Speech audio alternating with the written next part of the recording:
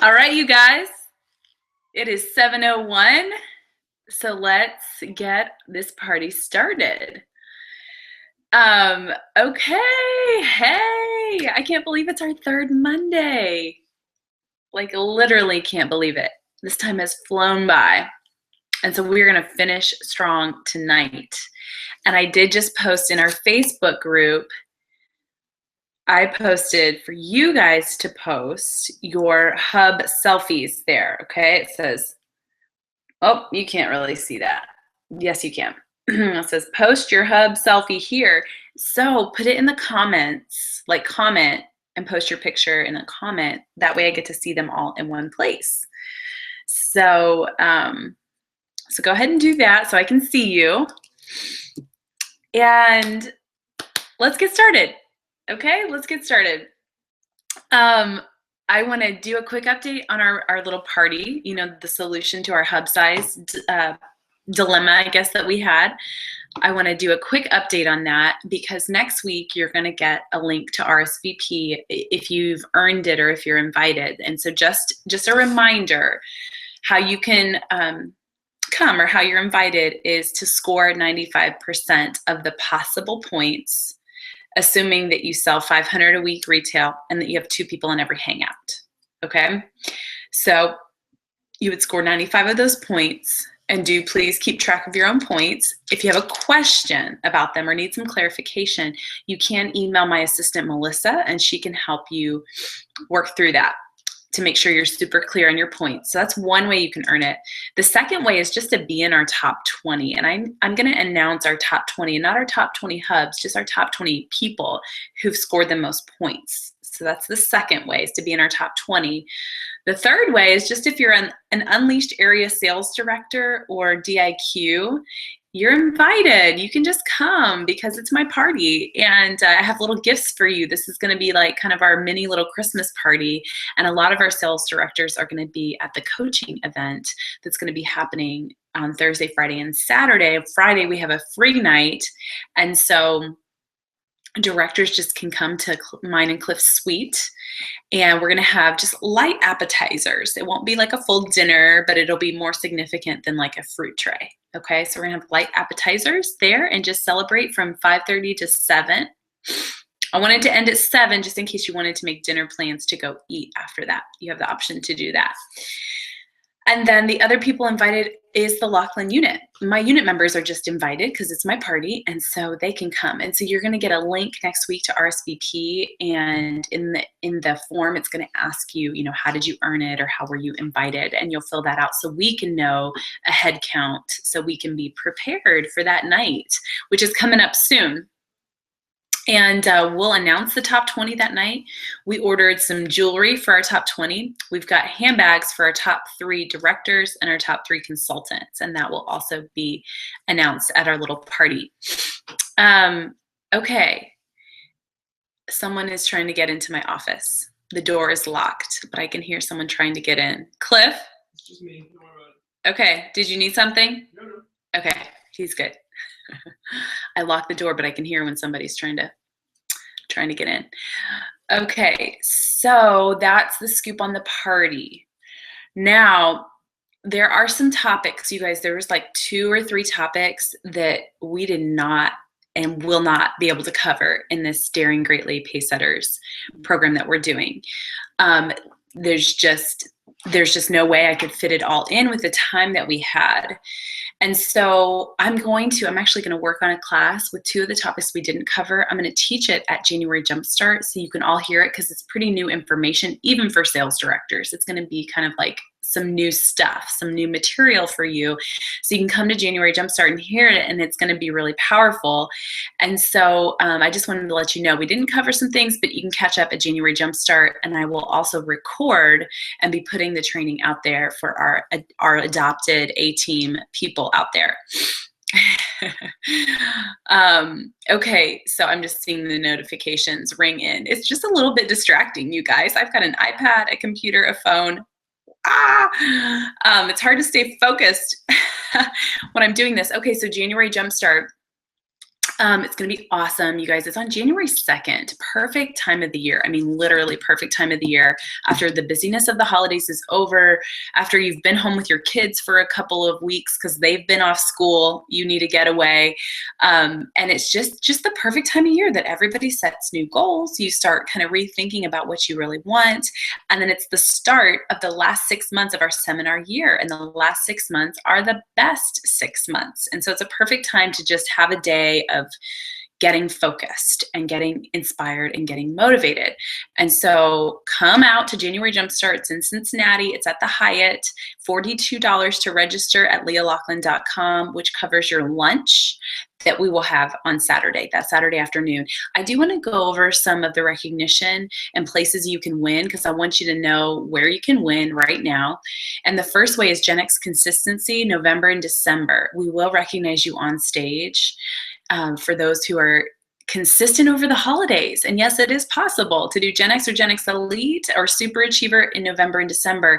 And all of you Daring Greatly women, I mean, I just really believe you guys have like a kind of a head start compared to everyone else just because of the voucher tasks and how you've stayed plugged in and you've gotten extra training.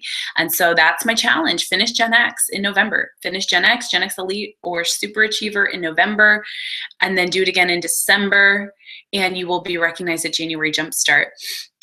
The second way you can get recognized is new and promoted Reds. Okay, new and promoted Reds will be recognized on stage, and you'll come up with your sales director, and she is going to just tell everyone why you're awesome and why they see you as a leader on stage there.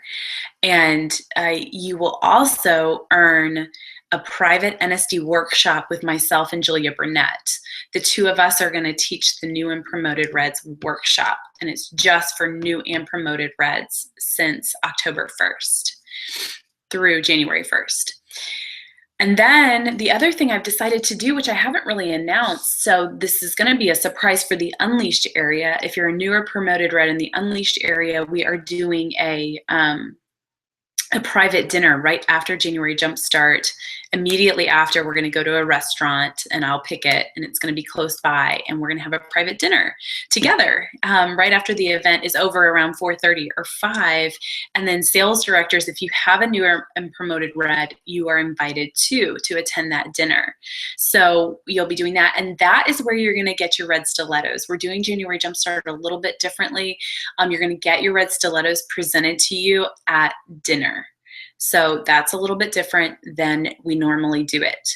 DIQs, you guys earn a special advanced training with Kirby Kirkpatrick. He is our guest speaker that's going to be there, who's going to be training on it's a DISC mastery workshop. He's going to be training on that, and then he's going to do a little bit more advanced training with you guys, and then you're going to have lunch with myself and Julia. So DIQs, you guys get some extra perks and recognition.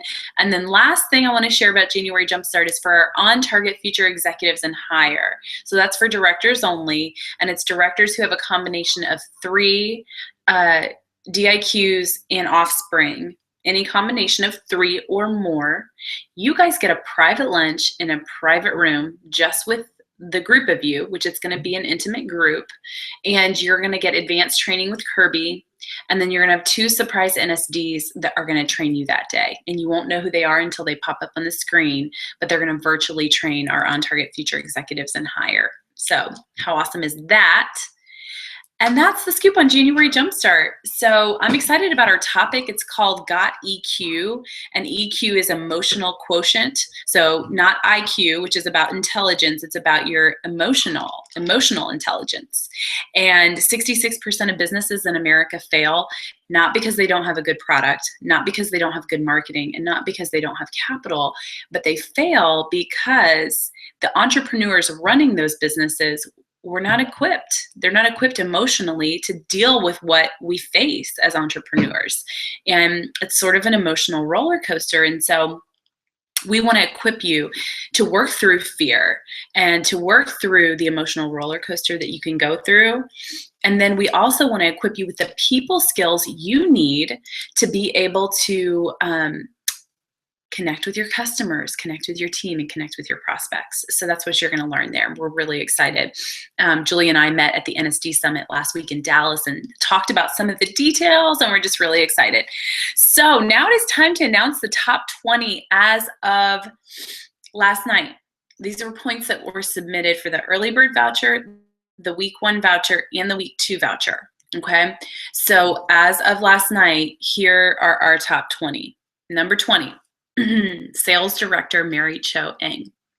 Number 19, Christy Johnson from the Angel Royalson unit. Let's see, 2019. 18 is Erin Cole from the Carly Plattfoot unit. 17 is Sales Director Sherry Pierce. 16 is Rose Payne from the Colleen Elliott unit. 15 is Andrea K. Oh, your last name cut out. It's Andrea K from the Janice Francis Future unit. Next, and I've lost my count of numbers because I didn't number these. Okay, but next is Sales Director Andrea Bartz. Next is DIQ Lacey Valentine from the Future Valentine unit and currently in the Allison Davis unit. Next is Tony Freary from the Angel Royalson unit. And then we've got Jessica. Oh, your name cut out too. Okay. When I copy and pasted it, it like messed up the font. So it's a little bit cut out. So it's Jessica Yu from the Sherry Pierce unit. Then we have Jennifer Lyrot from the Wagner unit. Next is Nikki Crenshaw from the Anderson unit. Next is Carrie Bloink, Sales Director. Next is, let's see, I want to figure out how many there are. 1, 2, 3, 4, 5. Yeah. Okay, number 5. Wait, 1, 2, 3, 4, 5, 6. Number 6 is Callie Thorne from the Thorne unit. She's the Sales Director. Number 5, Sales Director Blythe Egbert. Number 4, Sales Director Angel Royalson. Number 3, Sales Director Laura Deischer. Number 2, oh boy, you guys, this is all messed up here. That might not be right. Hold on.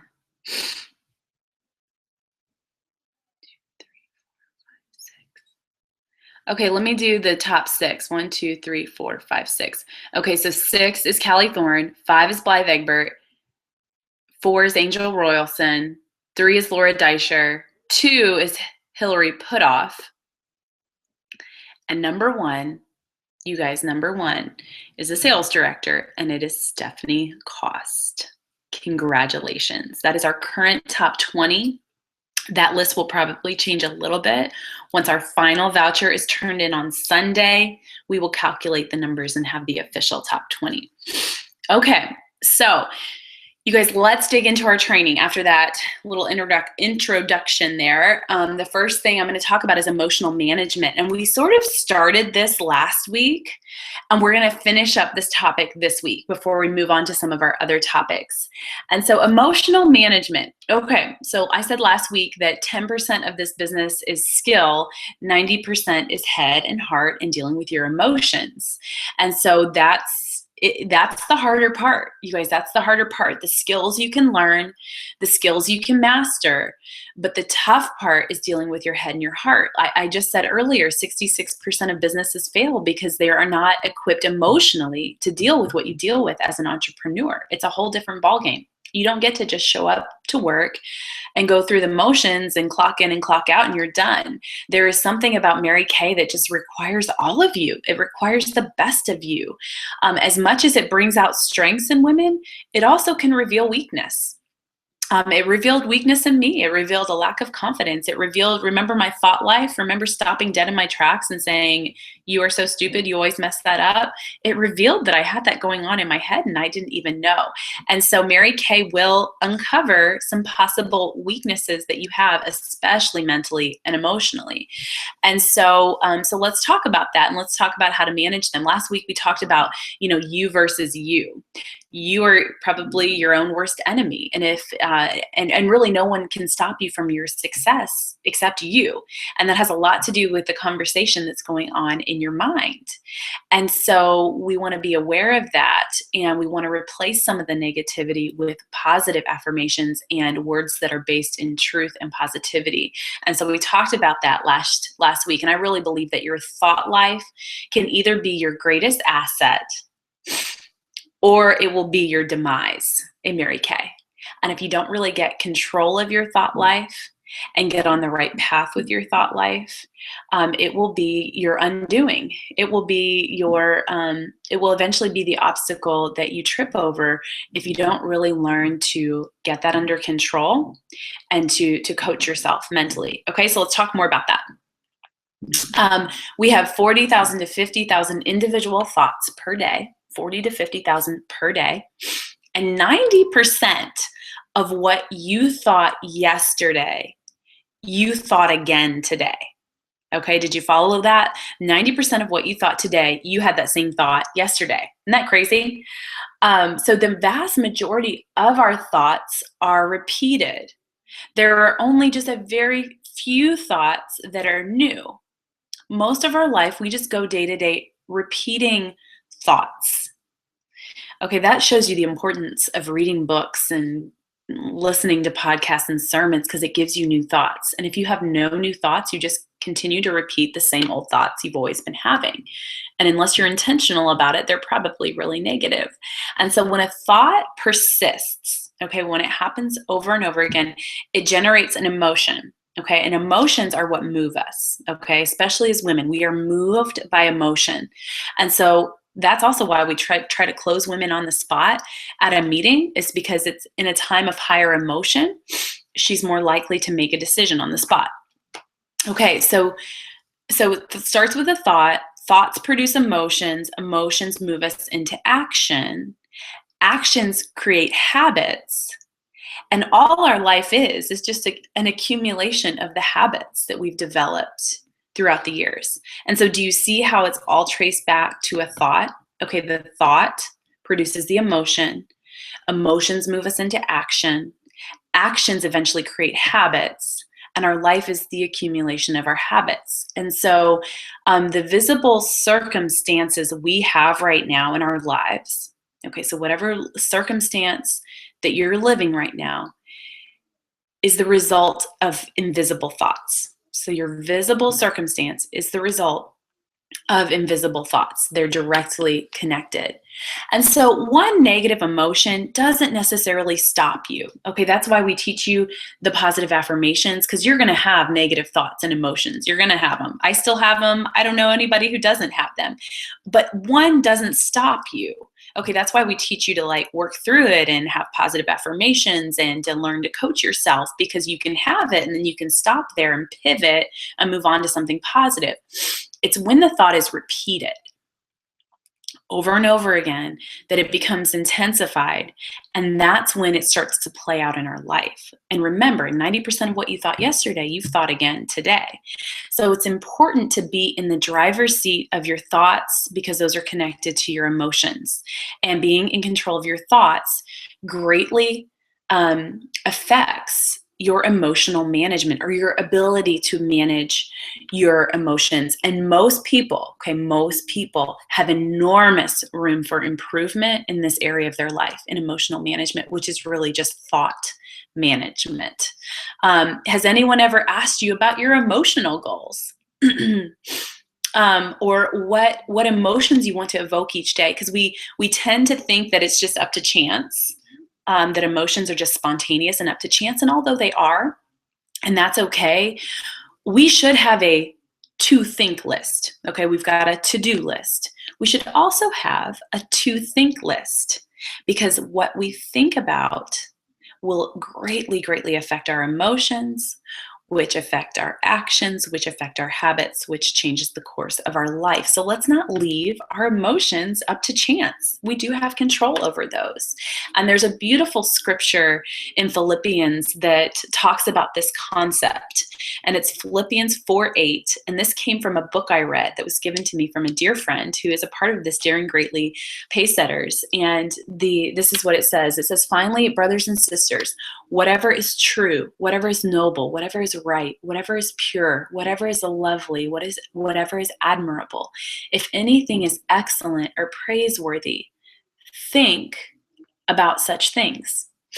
The Bible itself, God's word, gives us a to think list because God made us and he knows that what we think about is what we're going to bring about in our life and our circumstances. There's many references in the Bible to thinking. As a man thinketh, so he is. There's lots of proverbs that talk about the power of thought. And so let's talk more about this because negative emotions not based in truth are not God's will for my life or your life, okay? Negative emotions not based in truth is really not how we're meant to live. Feelings are important, but they're not a substitute for truth. And sometimes we just take our raw feelings as if it's truth, and it may very well not be. We put too much stock sometimes into how we feel, okay? And so emotions reveal the quality of your thinking at any given moment, not always based on what's true and what's right. Okay, so let's continue on. After I'm done with this, I'm going to give you guys a break to sort of process through some of this information with a partner. Okay, so emotions are subjective indicators of objective experiences. Okay, so subjective is like that gray area, objective is like black and white. Okay, so emotions are subjective indicators of objective experiences. Okay, so let me give you an example. Let's say you're hiking in the woods and you see something you believe to be a snake in the path. Okay. And so if you were like me, you're going to respond emotionally to that belief. I would be a little bit afraid. My heart would start pounding. I would stop walking forward. I would think about turning back. And so your response and my response would be rooted in how we interpret what we're observing with our senses. So we see what looks like a snake and we are responding emotionally to that. But then let's say you look at it longer and it turns out it's only a rope. But since you interpreted it as a snake, your emotions and your body reacted to what you thought you saw, even though it wasn't true. It was just what you thought that you saw. And so when your interpretations of events change, then your emotions change. Because once you realize it's a rope, your emotions of fear are going to dissipate. And so all that to say is that we are not victim to our emotions. We can shape them by the way we choose to think. We can learn to change our perception. Let's use Mary Kay as an example instead of the rope that could have been a snake. Let's bring it back to our world here. Okay, let's say somebody doesn't call you back. Has that ever happened to you? It's happened to me just a few times. So someone doesn't call you back. And so we have a choice of what to think about that, okay, and what to dwell on. Here's one choice. This is one choice that you have. You could think, oh, she doesn't like me. I was too pushy. I didn't do it right. I didn't say it right. Someone else would have done it better. She's just avoiding me now. She's just judging me. Okay, so you have all those thoughts about why she's not calling you back. You're like making up a story about why she's not calling you back. And then those thoughts, which are obviously negative, those can produce a lot of insecurity and a lot of resentment towards your business. And it takes away your confidence to call the next person for fear that that feeling might happen again of someone not calling you back. So you avoid it and it doesn't feel good. And when we don't feel good as women, what do? Let's be honest. What do? We vent. And we usually vent to the people who care about us the most, like our husband or our best girlfriend or our mom. And because those people love us, our husband, our best girlfriend, and our mom love us, all of a sudden they're like, well, you don't have to do that Mary Kay thing. There's other things to do. You don't have to do that. Why are you going to that event again? Why are you going to the Hyatt in December for coaching school? Why are you going to LA? You don't need this. And they start to put those thoughts in our mind. But the reason they're responding that way is because we're venting to them about how we feel, because our thoughts are based in negativity sometimes because someone didn't call us back, and we just assume the worst, which produces insecurity and a lack of confidence, and then that feels icky, and then we vent all of our icky emotions to the people we love the most, and then the people we love the most, they don't want to see us with all these icky emotions, so they're like, why do that Mary Kay thing? Okay, because so you see where that can lead. That one person doesn't call you back could lead you to quitting your business. Okay, because that negative thought after a while can produce your husband, your mom, your best girlfriend, and you resenting your business. Okay, and so here's an alternative reaction. Okay, we could choose to think of the second possible alternative. We could think like, you know what? I bet her battery died. Or she probably just forgot. She's like so busy. She seemed interested. So you know what? I'm just going to trust that. And even if she doesn't call me back, that's okay because it's out of my control. And I only control the controllables. So I'm just going to move on to the next person. Okay. And you move on to that next person and you make the next call. And because you coached yourself through that, you avoided all this emotional anxiety that could possibly eventually lead you to quitting. But instead, you just move on and you call the next person. And all of a sudden, she books with you and you're feeling great about your business. And then you talk to your husband that night at dinner and you're telling him about the new booking you have versus venting all this icky emotion because you're just choosing to believe that she thinks you're pushy and wants to avoid you. Okay, so you see where those two different ways of thinking can lead you in your business? Like one leads you down an icky path and the other keeps you in motion and keeps you really confident. And so we have the choice, and that's just one example of how we can choose one of two different ways when it comes to how we're thinking about our business. Okay, so when we acknowledge our emotions are not necessarily based in truth, that recognition alone will downsize the damage that the negative emotion can trigger. Okay, so when you recognize, you know what, her battery might have died, or you know what, she acted like she was interested, I just trust that she'll call me back when she gets a chance. So when you can choose to do that, it just downsizes that potential negative emotion. I have learned to say, especially since I've had kids, okay, sleep deprivation is like poison to my body. And so for the past almost 5 years now, I've had a lot of sleep deprivation with the 3 kids we've had. And so I know that in those moments, I emotionally cannot trust myself when I haven't had enough sleep. And so I've learned to say, my emotions deceive me. My emotions deceive me. When I'm in a really icky place, I know that that's not forever. I know that I'm just focused on the negative. I know that I didn't get enough sleep and I'm not really in the best mindset I could possibly have. So I just say, and I write it in my journal and I say it out loud. I'm like, my emotions deceive me. I don't want to live in this icky place, and so I'm not going to give energy to this icky emotion. My emotions deceive me. I'm moving on past here, and it really helps me to move on to a better place emotionally. Our emotions cannot totally be trusted, but nor can they be totally denied. Okay, you can't totally deny your emotions either. They shouldn't be worshipped, but they shouldn't be ignored. Okay, those would be the two extremes. You totally live by your emotions or you ignore them. And so our feelings seldom provide reliable advice for decision making. And negative emotions reveal that our mental health is suffering. Just like, if you have like a panic attack, that shows that your body is suffering. If you're having negative emotions, it shows that your mind and your thought life is suffering. And so we're conditioned to believe that positive emotions should happen naturally. Otherwise, we're just fake or phony. And let me say that again, because I think this is really important.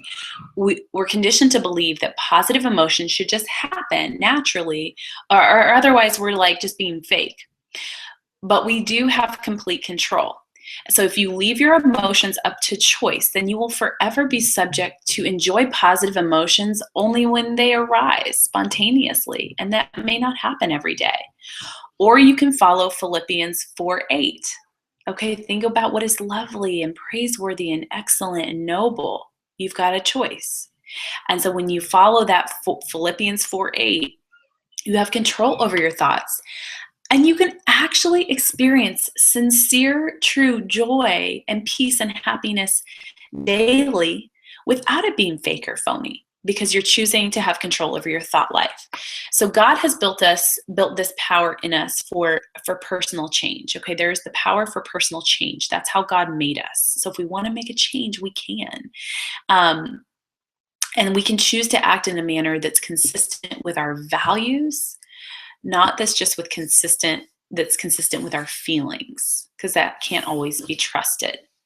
And we do have the capacity to act into our feelings, like the fake it till you make it saying that we say in Mary Kay. I mean, there's a little bit of truth to that. You start getting in action and start getting emotion and start doing the work and being productive, all of a sudden you feel a lot better. And so we can act our way into feeling better. Emotional strength, it's not about denying our problems. It's about acknowledging a far greater power. It's affirming God and the way of thinking He commanded us to have, versus just affirming our woes and our adversities. So the path to emotional strength begins with a change in your focus and a change in your thoughts. Whatever you dwell on becomes increasingly permanent in your mind, and you will always feel what you dwell on. Okay, you will always feel what you dwell on. And so when you starve fear and doubt and worry, it will atrophy. Okay? And joy and success and happiness and peace can come from being in control of your thought life. Okay? So let's take charge of our emotional life. All of you daring greatly women, let's be in control. Let's take charge. We do have the power to do that. And so let me just finish with a couple of things before we take our first 5-minute break. I'm sure you guys have heard this story, but it's just a good one, so I'm going to tell it again, where an old grandfather tells his grandson, he says, my son, there's a battle between two wolves inside of us all. One is evil. It is anger and jealousy and greed and resentment.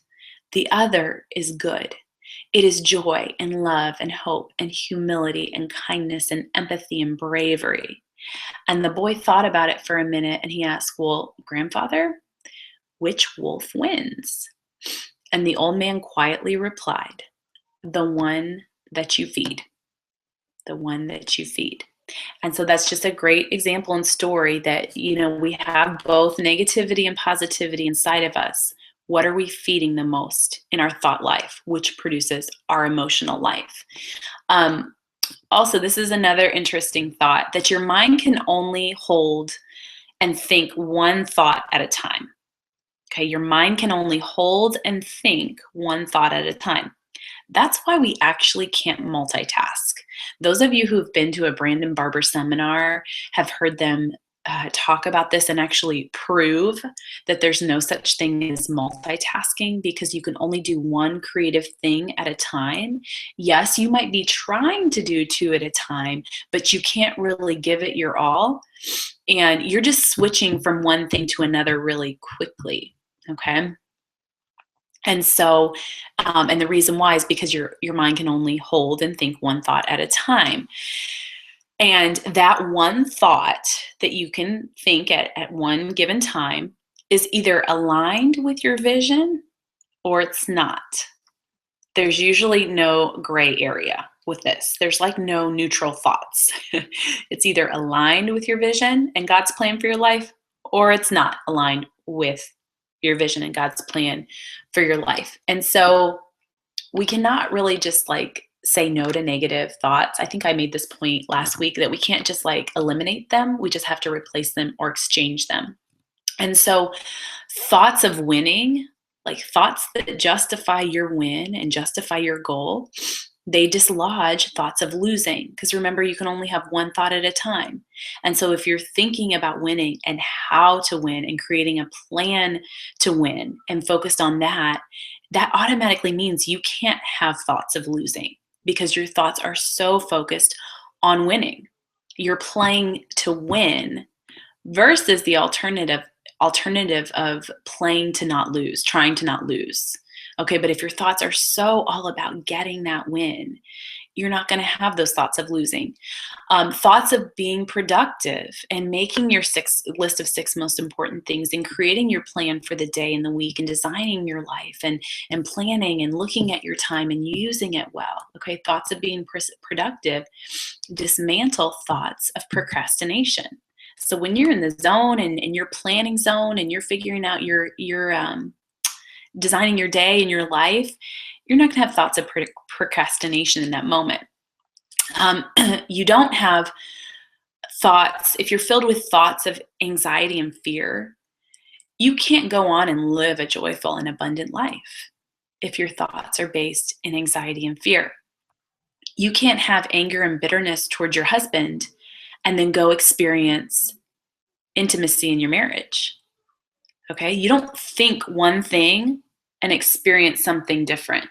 Okay? Whatever you're thinking, you're going to experience. So if you're thinking bitterness and anger towards your husband, you're going to experience bitterness and anger towards your husband. Okay, so you can't think one thing and experience something different. You can't have thoughts of failure and then go on and experience success. Okay, so a couple of strategies I'm going to give you. Usually we either suppress it, so we keep it bottled in if we have negative emotions, or we express it. And for women, that means you vent it. Let's all be honest. Let's be real. We will often vent it. And as much as that feels good, you guys, I get it. That feels good to just vent it and talk about it and hash it out. And it might have maybe some positive, it might have a positive turnout for you, but I really don't believe that helps at all. I don't think that venting your icky emotional thought life helps anyone. You feel better in the moment, but it hasn't solved the problem. And then now somebody else has your problem. You have your problem and someone else has it. So there's nothing productive that happens when you're just venting. And there's a difference. And we know when we are. Okay, we know when we're venting versus having a productive conversation about what's going on in our mind and our heart in order to move closer to God's vision for our life. Okay, there's a difference. And so first of all, we have to have awareness. We have to have awareness and we have to acknowledge it. And so, we can check our emotions by just saying like, okay, what am I thinking about right now? What is my most predominant thought right now? I mean, stop and ask yourself that, because it's important to be aware of that. And then you can go on to ask yourself, does this serve my vision and my God-given potential or not? Is this thought taking me closer or farther away? Does this emotion reflect lazy thinking? Could it be the results of of fatigue or not getting enough sleep? It's important to know, just even how your body's feeling in that moment, because that affects your thoughts. And so let's have awareness and acknowledgement of what we're thinking, and then let's learn to replace it. We can't completely eliminate the negativity, but we can replace it. We can also ask for God's help. He can truly transform your mind. He can transform your mind, and he can transform your heart and your thoughts and your emotions. And when you surrender them to him and you're aware of them and you pray about those thoughts to him, it can truly be transformational in your life. And so we are going to take our first 5-minute break. And from all of that emotional management stuff that I just talked to you guys about, and even from last week with the affirmations and the you versus you, what is your next most effective step you can take, and something you could do tonight or tomorrow or this week to produce a more healthy emotional life, or to manage your emotions more effectively? Okay, and I want you to talk about that with a partner. What's the next most effective step you can take tonight or today or this week that can support you in managing your emotions in a really healthy way? Let's take a 5-minute break and go ahead and share that with a friend, and I'll be right back.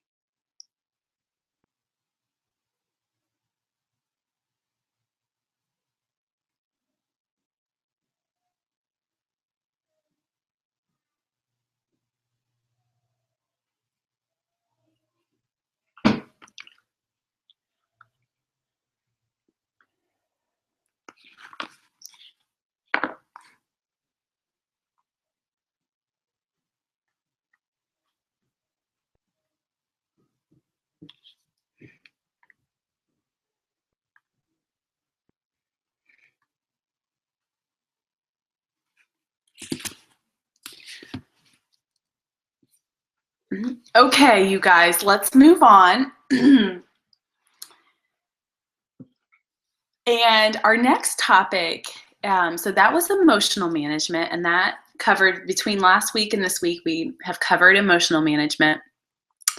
And now we're going on to time management. I always heard Linda Tupin say that there's, just a few things that can sink a consultant's business really quickly, and it's poor time management, poor emotional management, and poor money management. And so between Megan's video and these hangouts, I wanted to really cover those things that can be a detriment to your business. So I feel like we're hitting some heavier stuff this week, because we're going to move on to time management and really dig in to this topic, which happens to be like one of my most favorite topics. I'm like a little bit of a nerd, and I've always loved time management.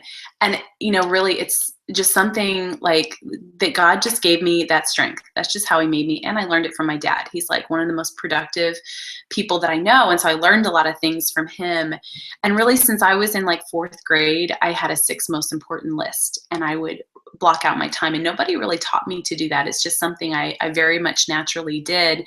And so very early on in my business, I would have a really hard time training people on good time management, or training consultants or directors on good time management, because it was something that came very easily to me, that I'm like, I don't know why you don't get it. Just do it. Just do these things. What's the problem here? I don't understand why you don't understand this. And so that just happens to be my strength. Now, there are many, many other things that were not my strength in Mary Kay that I really had to work on. But time management has always been a strength of mine.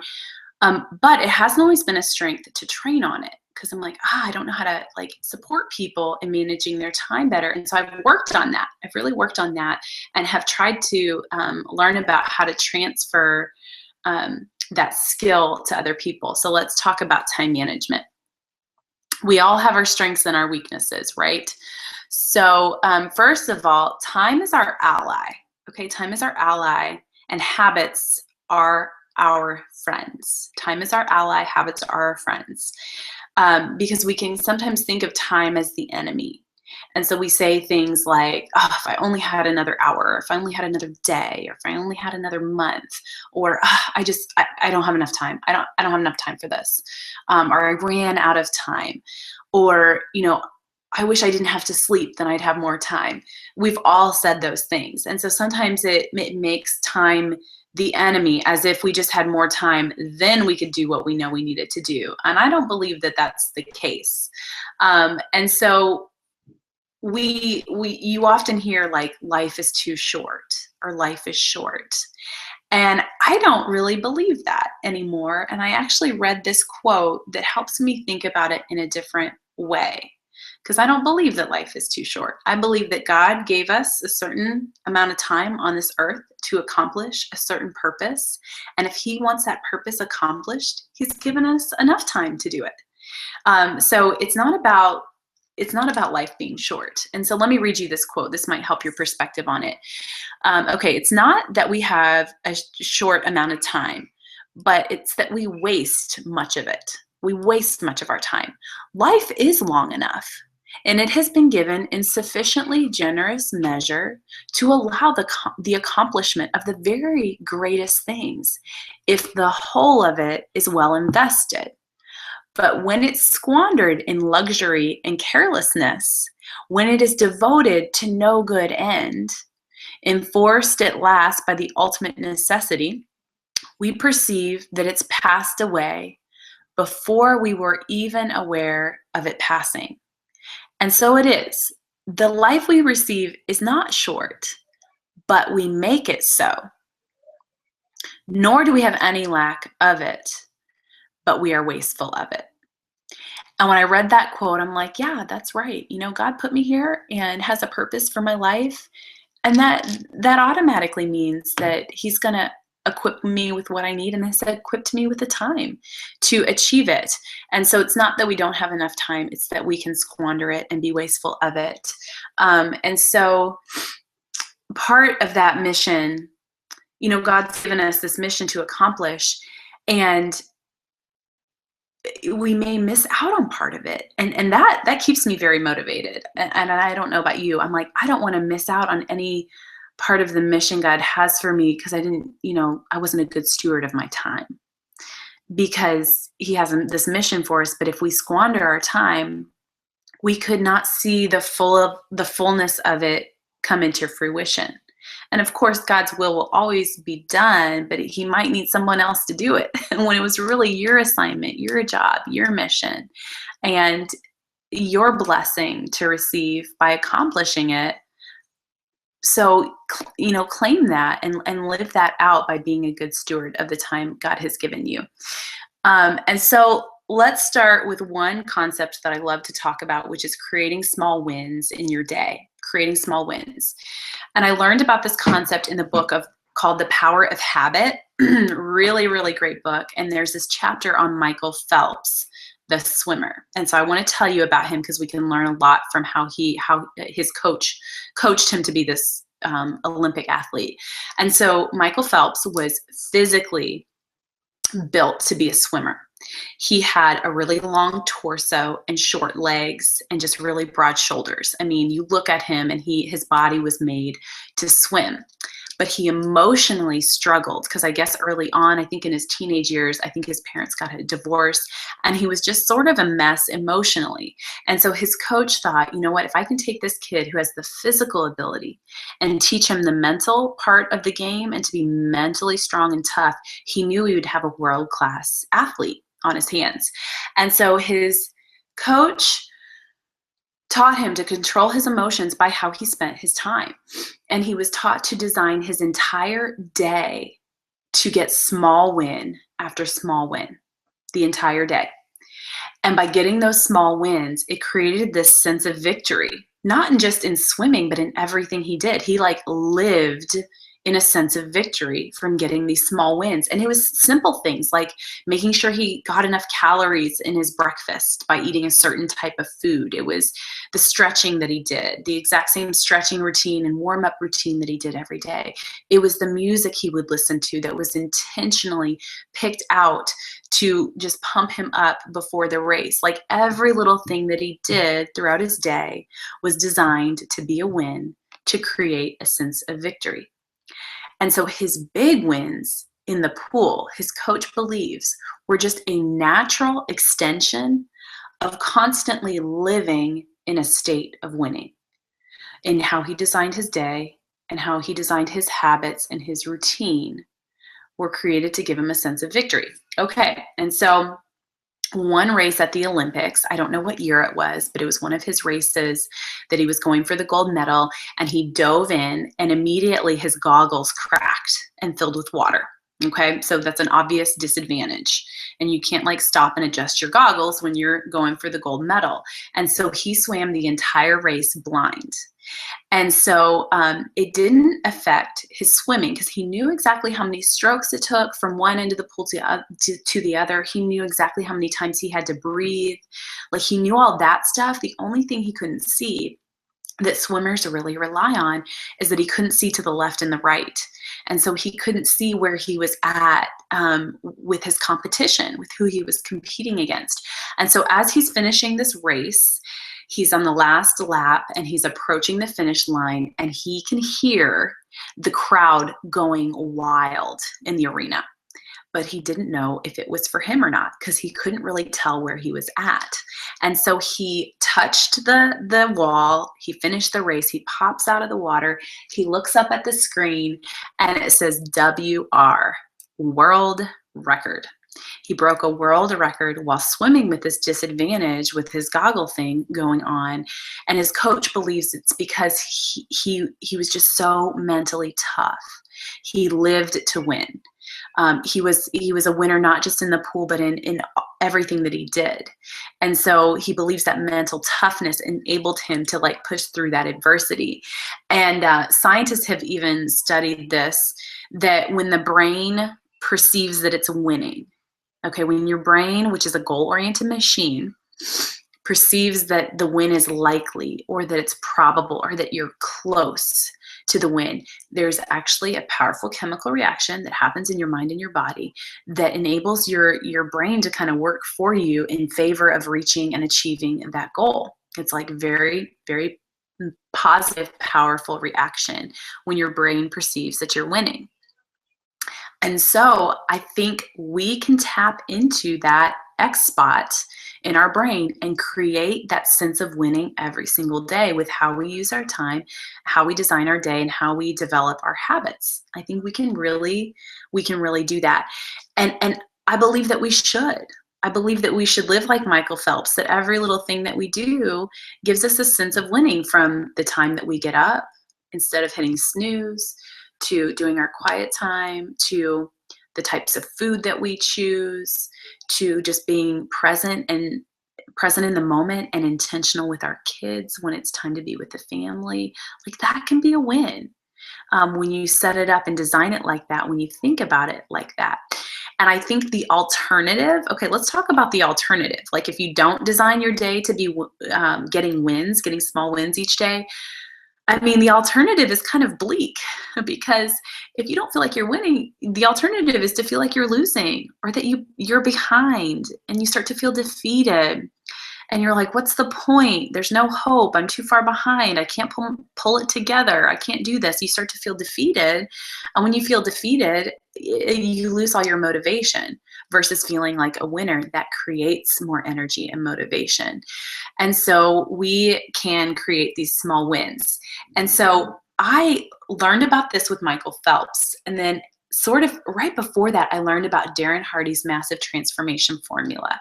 I'm going to share that with you at the very, very end, because you guys are going to use that to set your goals.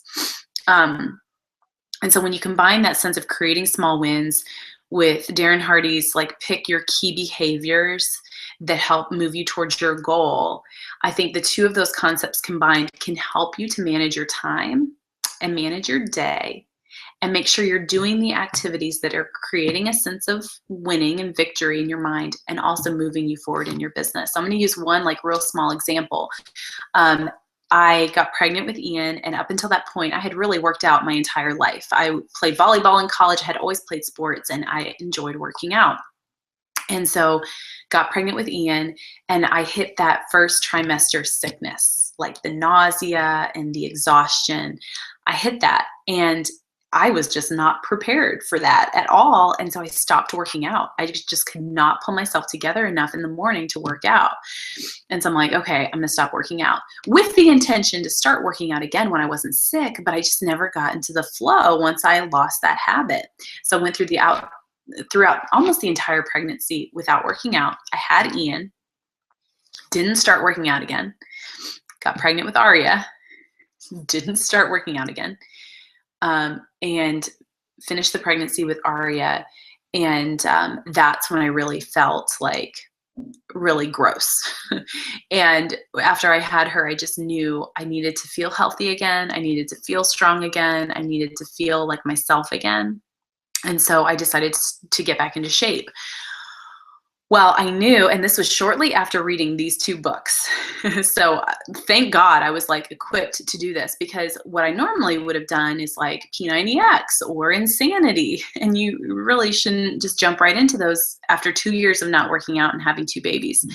And so I'm like, okay, I need to create small wins, and I need to do them daily. I'm going to do this.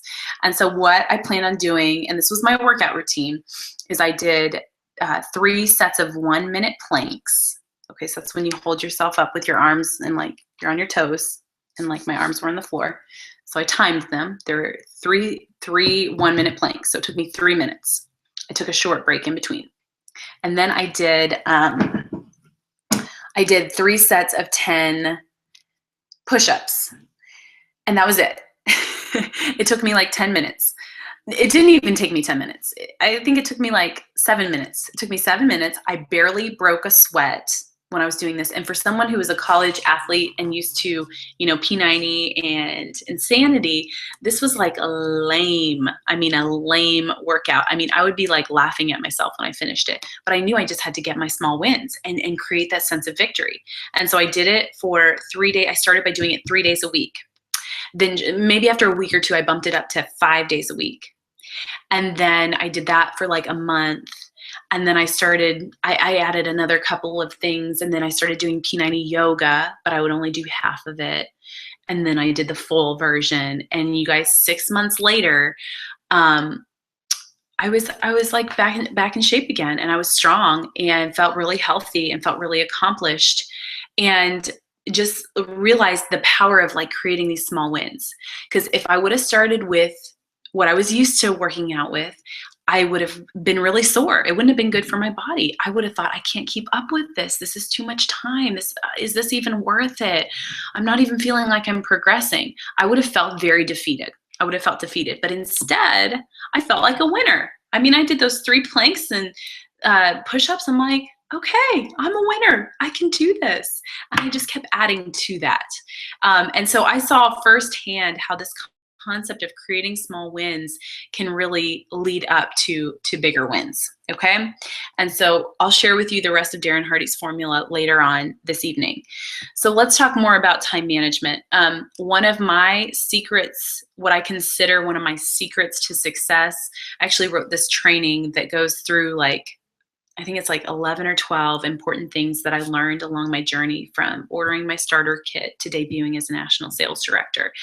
And one of these little lessons I learned or secrets I had is that I really understand the importance of a day. Okay, the importance of a day. And I know it sounds simple, but this is profound. I know it in my bones how important one day is. One 24-hour cycle is of great value and great importance. And success is defined by your daily habits. You can't change anything in your life until you change what you do daily. Okay, nothing in your life will change until you change something that's happening in this one precious 24-hour cycle that we're given every new day. And sometimes, I mean, I understood so strongly how important a day was. Sometimes I would wish the day wouldn't count. Okay, have you ever had those days? Days that I just felt lazy and didn't feel like doing it. I would say it to Cliff, I'm like, I wish today didn't count. Like, I wish it didn't count. I wish I could just erase it off the calendar.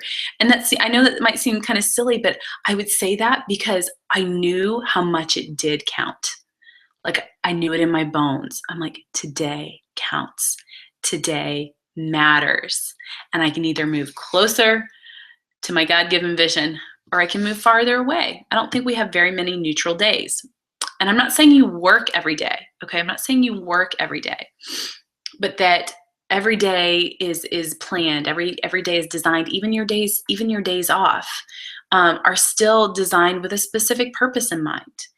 And even our days off, you know, a day off for me is really just living in the moment, being able to be present in the moment. Put my phone down, get on the floor, look at my kids in the eyes, play with them, do fun things they want to do. I know that that's so important, and it's important to do that every single day. And when I know I'm not realizing the importance of every day is when I'm trying to be with my kids and work at the same time too, or when I'm multitasking. That's when I feel like I've wasted a day, is when I can't totally be present in the moment with everything that I'm doing. Okay, so I'm not saying you work every day. I hope you don't hear me saying that, because I don't believe in that. Okay, so before you go to bed, or when, let's say, you're planning your day or your week, we tend to ask ourselves the question, what do I need to do? Okay, what do I need to do? What needs to get done? And we need to switch that to asking ourselves the question, because the more beautiful the question, the more beautiful the answer. And so instead of asking, what do I need to do? You say, what can I do that will add the greatest value? Okay, what can I do that will add the greatest value today or this week or this month? Okay, never what do I need to get done? Because often our to-do list doesn't rank the highest priority first or the most valuable first. We respond to urgent and easy, urgent and easy, urgent and easy. That's what we respond to. When we should start responding to and valuing what is difficult and what is valuable. Okay, what is difficult and what is valuable. When we plan our day with what is difficult and what is valuable, then we're really making some progress. And usually it's those difficult things that if we just ask ourselves, well, what do I need to do? Those go down at the bottom because they're harder. It's things like booking calls. It's things like following up with guests. It's things like planning your day well. Those are sometimes difficult. Those sometimes involve rejection. And so we don't want to do those, so we avoid them, so we put them at the bottom of the list. But I've always gone by the eat the frog principle. If you had to eat a frog that day, you would want to do that first versus ruining your whole day thinking about having to eat that frog, and that affects your entire day and you can't get it off your mind and you're dreading it all day long. Instead of doing that, just eat it first. Just get it over with, get it done with, and move on with the rest of your day. And so the difficult and the valuable go first. Okay, they go first instead of last. And you always start with the end in mind, and you always reverse design your day, your week, your month, your quarter, and your year. One of the most effective questions I can ask myself, let me give you an example. Let's say I'm into my day and it's just like not what I planned. And I just feel crazy. I don't even know what to do next. I'm just off my plan. Have you ever had one of those days? The most effective question I can ask myself is I'm like, okay, when today is over and I'm getting into bed, what will I be glad I can say that I did? When today is over and I can't ever get it back because it's done and gone, I'll never get this day back, what will I be glad I can say that I did? And that sort of refocuses my mind. And then I take my to-do list with the time I have left and I write out the valuable and the difficult, because those are the things I'm glad I did. I'm never glad I responded to the easy and the urgent. When the day's over, I'm glad I did the valuable and the difficult first. Okay, now let's talk about finding your value. I learned this from Darren Hardy, and you take your income goal that you have in your Mary Kay business and you divide it by 2,000 hours. Now, 2,000 hours comes from working 40-hour weeks for 50 out of the 52 weeks of the year. Okay, 40 hours a week, 50 weeks of the year. Take the other 2 weeks off. Now, I realize you may not work 2,000 hours. You might want to work more than that. You might want to work less than that. But that's just sort of an average for people who work a full-time career. It's 2,000 hours. Okay, so you take that, your income divided by 2,000 hours. So we're just going to use, and this is especially for directors, consultants. I know you're not at this level yet, but you can get here. You can get here. We're going to take $100,000 a year, making 6 figures.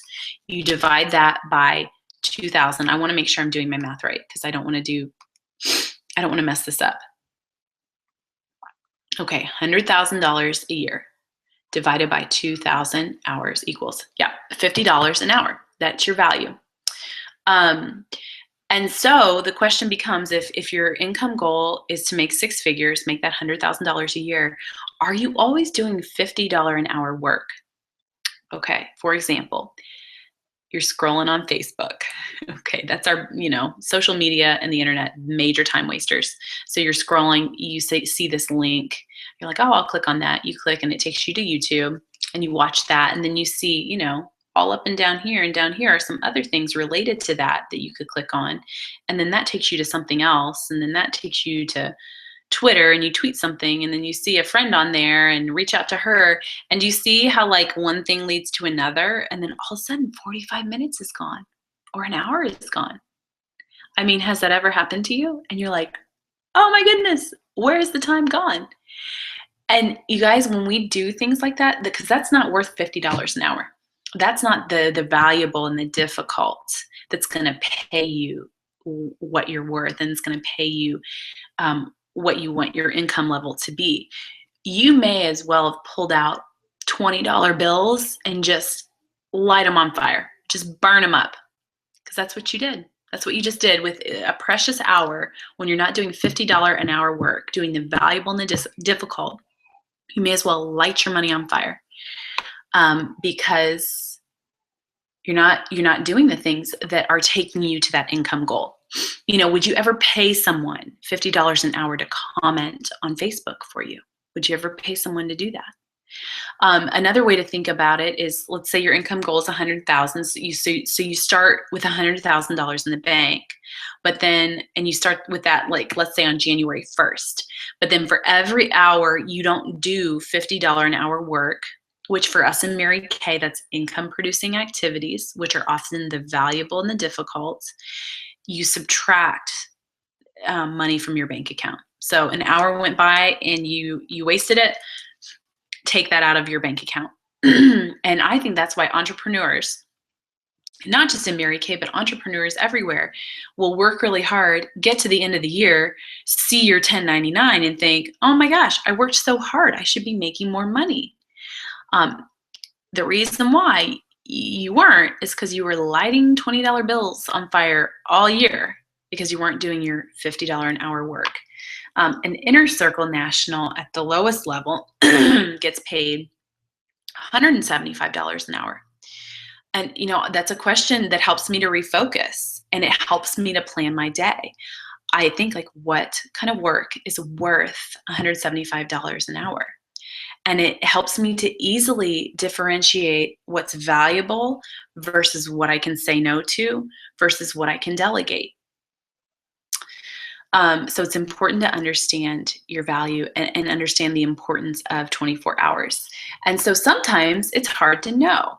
Have you ever had that thought, like, man, what is most important? Like, I can't even discern right now what I need to be doing. Like, what in the world should I be doing right now? I've had that thought many times. And so in my journal, I would always pray for discernment. I would pray for discernment for God to show me what was most valuable. And I would ask, what should I do more of? What should I do less of? How should I use my time today? I would ask him that every morning. And I would ask that he would be my ever-present guide. So be my ever-present guide. And in Isaiah, one year in BSF, we studied Isaiah. And in Isaiah, it says, he's a mighty God, our Prince of Peace, our everlasting Father, and our wonderful counselor. And I would sort of meditate on that scripture and ask for his counsel and his guidance, because I wanted to do the most valuable things that were every day moving me closer to the vision that God had for my life. And I want to always be a good steward of the time that I've been given. Okay, so I'm going to give you one simple challenge this week. And I've got a little Facebook picture I'm going to post later this week on Facebook in our group. And I want you guys to respond to it because I want to see how you're doing with this challenge. So here's the challenge. It's like 3 stupid, simple steps that I want you to do. And I want you to practice this on Tuesday, Wednesday, Thursday, Friday, and Saturday. That's 5 days between now and when this week is over. And then you're going to post your final stuff on Sunday. Okay, so 3 steps, do it for 5 days. And I want you to start with a brain dump. That is usually where I always start when I start the planning process, or just trying to figure out, like, what's most valuable? What do I need to be doing? How do I prioritize? I'll just start with a brain dump of everything that needs to be done. And everything I can think of and everything that's weighing on my mind. I just want to get it out on paper. And this can be for your business and your personal life too, because we don't live life in a vacuum and just do Mary Kay. So you want to do it for both areas of your life. And I want to challenge you to either do this tonight, if you have time as you're listening. I'm going to give you a little 5-minute break here in a minute, or at least by tomorrow morning. Actually, do it tonight. Just do it tonight. Do it like right now, or like when we take our 5-minute break, or before you go to bed. Okay, do it right now. Do your brain dump. And so ask yourself this question. By Saturday at midnight, when this 5-day challenge is over, what would you like to be able to say that you did? Like, what would you be really proud of? What would you be excited to vox me, like, listen to what I did these past 5 days? Like, listen to this. It's going to blow your mind. What would those types of activities be? What would feel satisfying? What would feel like a win? What would be positive things that would create new positive habits in your life? Okay, start thinking about those things, and you want to just brain dump it out. Just get everything on paper.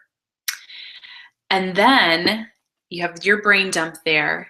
And then the other thing that you have is either your weekly plan sheet or whatever sort of calendar planning system that you use. You could use Pam's design book or, just whatever you use. But it absolutely has to have hour by hour increments. If your current plan sheet does not have hour by hour increments, throw it away and get a new one because it's useless if it is not something you can hour by hour plan your day. Okay, so you look at that brain dump and then you've got your weekly plan sheet here and you're just plugging things in. You're plugging things into the time and the hours that you have available to work your Mary Kay business. Asking the question, what can I do that carries the greatest value? What is difficult? What is valuable? What's going to move the ball forward? What's going to make it rain? That's how Darren Hardy says it. He says, what makes it rain for your organization? What are things that you do, and when you do them, it's going to make it rain, meaning like you're going to bring in some money, you're going to make some income. What's going to make it rain for you and your business this week? What's going to bring in money? Okay, and so you start prioritizing those. And remember, you eat the frog. So if you dread booking calls, my friends, that'd be the very first thing you do when you sit down to start your workday. If you don't work another job, I would start it at 9 a.m. That's the earliest you can start calling people, 9 a.m. If you work another job and you can't do your Mary Kay until you're done with that job, I would do booking calls in the car, in the parking lot, either at your job or in the driveway of your home. I wouldn't even go inside until you've eaten the frog and you've gotten that most difficult thing done that's taking the most of your energy, but it is also the most valuable. Okay, so you start taking that brain dump list and you're plugging it into the hours that you have available. And then here's the thing. You don't have enough time probably to do everything you need to do. You may not. And so you start looking at that list thinking, what can I say no to? What can I say no to? And you're either crossing it off or you're finding some way to delegate it. And that, my friends, is a whole nother training, delegation and saying no that we don't have time for tonight. But I want to challenge you to say no to some things this week that are not really moving you forward. Let me give you one random example of just something that just happened. Literally before I clicked start in this Hangout, an email came through from my son's school. He goes to this very small Montessori school in downtown Lebanon. We love it. He's so happy there. We're really, the people are awesome. We just couldn't be happier with him being at school there. And so I get this email that's about a parent meeting. They're starting planning for next year, and they want to do this parent meeting at this time next week that would normally be my Mary Kay work hours. And so I'm like, oh, okay, like I should probably go to the meeting, like be a good mom, go to the meeting, help them plan the next year. And then I'm like, no, I'm not going to the meeting. I don't want to go to the meeting. And so then I keep reading the email, and at the bottom it says, if you can't come, let me know. I'll send you a questionnaire about planning for next year. I'm like, I can do a questionnaire. I can fill that out really quickly, send it back. Send me the questionnaire. I'm not coming to the meeting. And so I said no to the meeting because I don't really value that meeting. It doesn't really affect my life. And it's probably a waste of time, honestly. Have you ever been to meetings like that? I should probably stop talking. But I'm like, I don't want to waste my time trying to figure out if they should have like cheese and crackers for a snack or if they should have like, grapes and watermelon. I don't know. I'm like, I'm not wasting my time. Give me the questionnaire. I'll give you my feedback. Done. I had this time set aside for Mary Kay. And so that would be all the S's are like, just kidding. So that would be an example of like, what can you say no to? What can you say no to that's not really moving you closer to your God-given vision? Okay. Okay, so I haven't even gotten to the challenge yet. So it's for 5 days. Oh, yes, I have. Okay. The first thing, brain dump. That's the first thing. Then you create your hour by hour plan. That's the second thing that you're doing is creating your hour by hour plan. And then what I want you to do for the next 5 days, every night before you go to bed is to make sure you've got your plan, because you could plan it all out tonight, but guess what? It's going to change. It's going to change. New things are going to come up. Some things are going to take you longer than you thought. Some things aren't going to take as much time.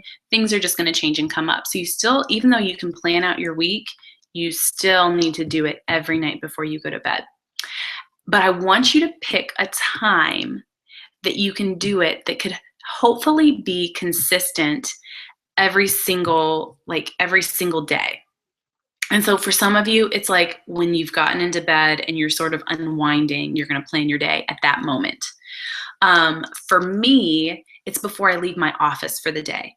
I can't wait until I'm about to go to bed to start thinking those thoughts, because I'm not in the best mindset at that time, and I just want to be done with it. I don't want to think about that. And so before I leave my office, before I go down to be with my kids, that's when I'm planning my day for the next day, not waiting before I go to bed. Neither one is like wrong or right. It's just what time of the day would it work for you? Maybe it's when you're leaving your job, your day job, before you go home, maybe before you walk out of the office there, you're creating your plan at that time. Maybe it's when after dinner and the kids are busy with an activity, maybe you're real quickly making your plan at that point. So I don't know, whenever it works for you, but have a specific time that you do it every single day. And that time ideally be protected. That at that same time, every day, if your schedule allows, you would create your plan and that time would be protected, okay? So you're gonna do that every single evening for the next 5 days. And then the third thing is just to follow the plan. Do the best you can to follow your plan. Okay, so that's your challenge. You guys, the brain dump, create your hour by hour plan by plugging the most valuable things in, delegating, saying no, delegating, saying no, delegating, saying no, and then a specific time each evening, each day. And then you follow the plan. Sorry, I'm getting distracted by notifications. So let's take a 5-minute break. You guys, let's take a 5-minute break. And I want you to start this brain dump process and this planning process. And I'm going to give you some time to do that. Okay, let's take a break.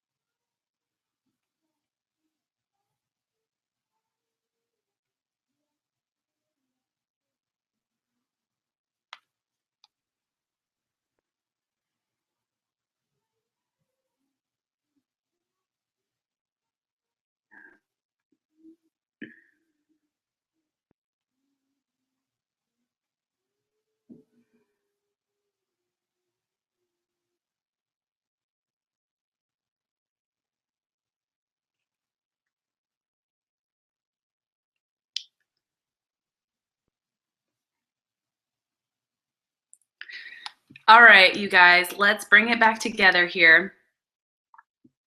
Okay, I gotta say a couple of things. First of all, to those of you who would have gone to the meeting, the planning meeting at your kid's school, I just want to say, like, that's fine. So don't hear me say don't go to your kids' meetings, all right? You can go to the meeting. You just want to make sure if you value that, that's fine. You value that and you go and you make time for that and you readjust your Mary Kay schedule, okay? So don't hear me say you can't value those things and Mary Kay has to come before, everything else. I just know for me, I just don't value it. I don't value it, and I know that they can plan just fine without me, and I can fill out the questionnaire. So I just had to say that for everybody who would have gone to the meeting, okay? That's fine. No judgment here, all right? As long as you don't judge me for not going. Power of Habit is by Charles Duhigg. It's an incredible book. It's very fascinating, very easy read because he just tells stories. Okay, and then January Jumpstart. Yes, we are doing a men's activity. And thank you for who asked that question because I need to write that down. Activity. Okay, so there is going to be men's activity. Cliff is going to teach a class. It's going to be one of the breakout sessions in the afternoon, and then the guys are going to go. I think what they're going to do is going to go bowling. Cliff's in the process of looking some things up. There's not a lot of options in Ohio when it's cold in January for things to do, so he's going to look into bowling or something, some other fun activity that would bring the guys together and just build that camaraderie. So yes, that is going to be happening. More information coming soon. And then, okay, you can hear my kids in the background. Yeah. Yep, they are just doing their thing with Daddy downstairs right now. He's actually, I'm surprised they're not in bed yet, honestly. We get our kids to bed at like 8. So I think they're in the process of getting into bed. All right, you guys, let's keep moving on. I'm going to miss you guys on Monday nights. I can't believe it's our last time. So although we're going to do this again in the spring, but closer to the finish of the seminar year, and I'm thinking about doing a special one for directors, but I haven't thought that through yet. So let's move on to our next topic, you guys. Everything, the guys could go hunting, okay? I'll have Brian plan that, Blythe, because Cliff is not real. Brian would need to plan that for sure. So next topic, everything rises and falls on this. What is it? If you've ever read a John Maxwell book, you know that the answer is leadership. Everything rises and falls on leadership. That's a famous John Maxwell quote that he says. He also always says that leadership is influence. And so we're going to talk about leadership. The world needs more leaders because leaders change things. Leaders have a mission. They have a vision. They have an idea of how things could be and how things should be. They lead themselves first, and then they naturally start leading others because of how well they're leading themselves. Any significant thing that has happened anytime in the world, any significant thing that has happened can be traced back to a leader's vision. Okay, even if they didn't have the title of leader. They don't have to have the title of leader, but if they're influencing people to make choices that lead closer to a vision, then they are a leader. And great things that happen can change the world for the better. And those types of things don't just happen. Like great things that take place that change the world for the better, that doesn't just happen spontaneously for no reason. It happens because a leader has a vision. So leaders have a lot of influence, and you can really make some awesome changes in this world and your life by developing your leadership. And I do believe that people may be born with some natural ability, but I don't believe in the phrase like natural born leader. Yes, you could have some natural tendencies to be a leader, but everyone has to develop their skills. Everyone does. and everyone should. And I think we can all be leaders at any level in our life. You know, if you're a mom, you're a leader. You lead your kids. You sell your kids on the choices and the lifestyle that's going to be best for them. You think about what could be and what should be for them, and try to teach them and train them and mentor them and lead them in that way. So we can all be leaders in different roles that we play. We all can, and we all should be. And we all should develop our leadership skills. Even for the consultant who's listening to this, who has no desire for directorship in Mary Kay, that's okay. This training is for you too. It's for you too, and we can all learn to grow in this way. And so leadership has changed a lot. I want to give you a broad overview of leadership and then get more into specific things, but it's changed a lot. It's not what it used to be. Especially the millennials, our generation of people who were mainly born in the 80s and the 90s, there's a different style of leadership that is happening in the world today than what was happening in our parents' generation. It is a different style of leadership, and it's important to understand this different style. And so number one, what has changed is the obvious thing, technology. Technology has changed. In the 21st century, we won't experience 100 years of progress, okay? Because usually that's what happens. 100 years go by, you have 100 years of progress. That's typically what happens in a civilization or a society. But in the 21st century, you guys, we will have 20,000 years of progress. 20,000. That's 10 times what we're used to. And I know you all can think, well, yeah, it's happening right now. It's unfolding before our eyes, how quickly things are moving. And it hasn't even picked up the pace that it's going to, based on some studies that smart people do. Computers used to take up an entire room not that long ago. They took up an entire room. Now they're in our pockets. Okay.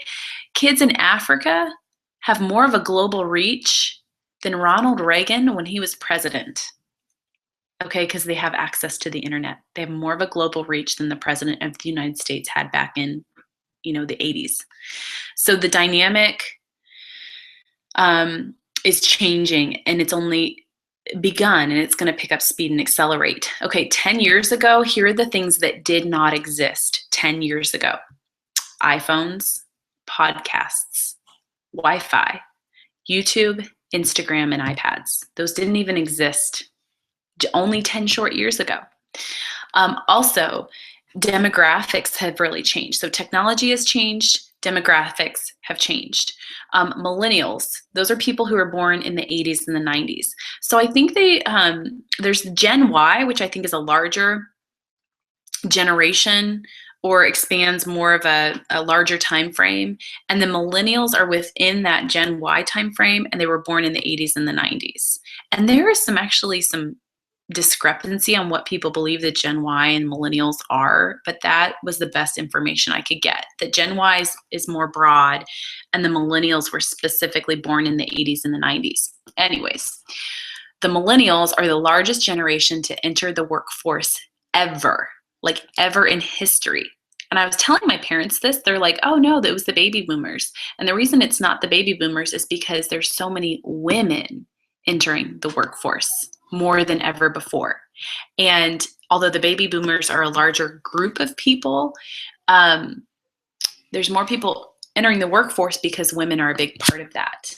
And so it's important to learn how to lead millennials, because they're the ones that are moving into leadership positions.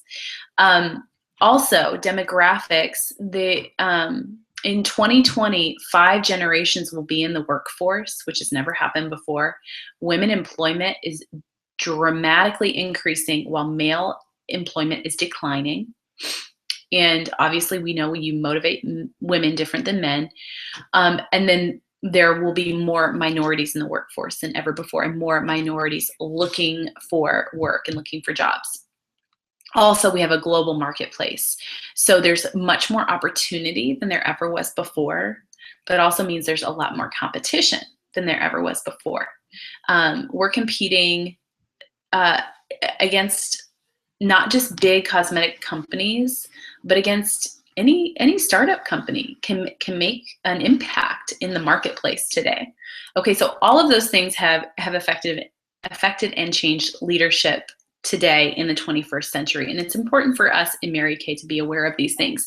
And so the main asset in a business used to be capital, but now it's not capital, it's human talent. Human talent, it's people. And more specifically, it's leaders. And the main skill you used to need if you were going to open and run your own business, it used to be, you might be hearing Aria crying right now in the background as she's going to bed. The main skill used to be economics, like you needed that skill set to run your own business. Now it's emotional intelligence. Emotional intelligence is what is most important because of how this world has changed so much. But leaders used to have more of like a management style where they had the control, they would motivate you with a carrot and or a stick, and that has really changed. Now people want to collaborate, and you need buy-in from the people that you're actually leading. Leaders just used to want to gain followers, like I just want a lot of followers.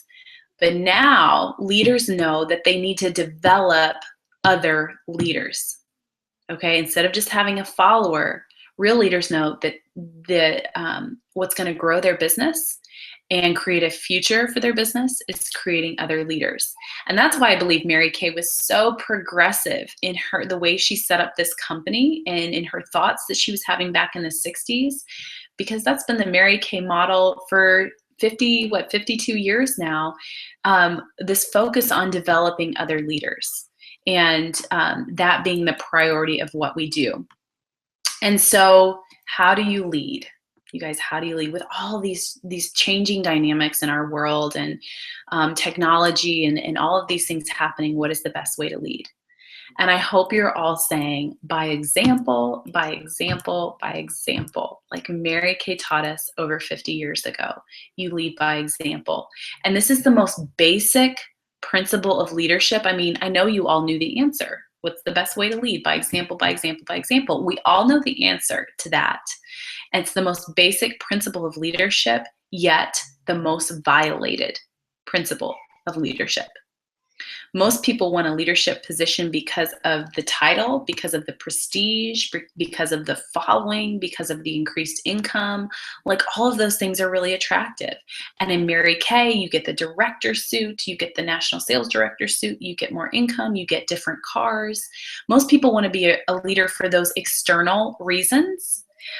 And they forget that the foundation of true, real, authentic leadership is starting with you. Like you being able to lead you.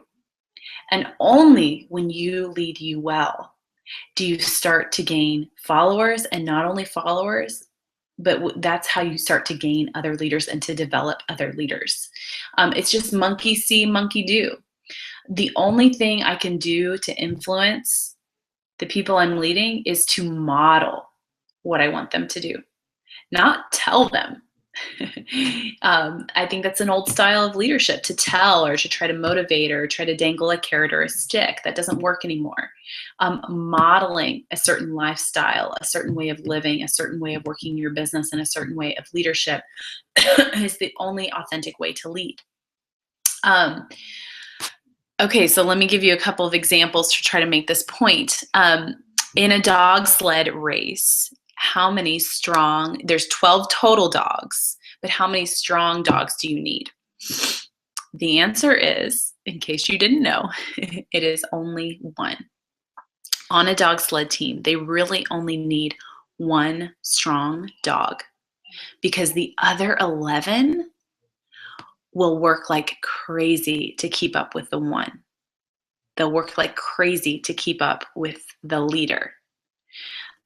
Most people don't work as hard as they can or as that they're capable of. Most people aren't like living out their full capabilities. They'll just go as fast as the leader. They'll just try to keep up with the leader.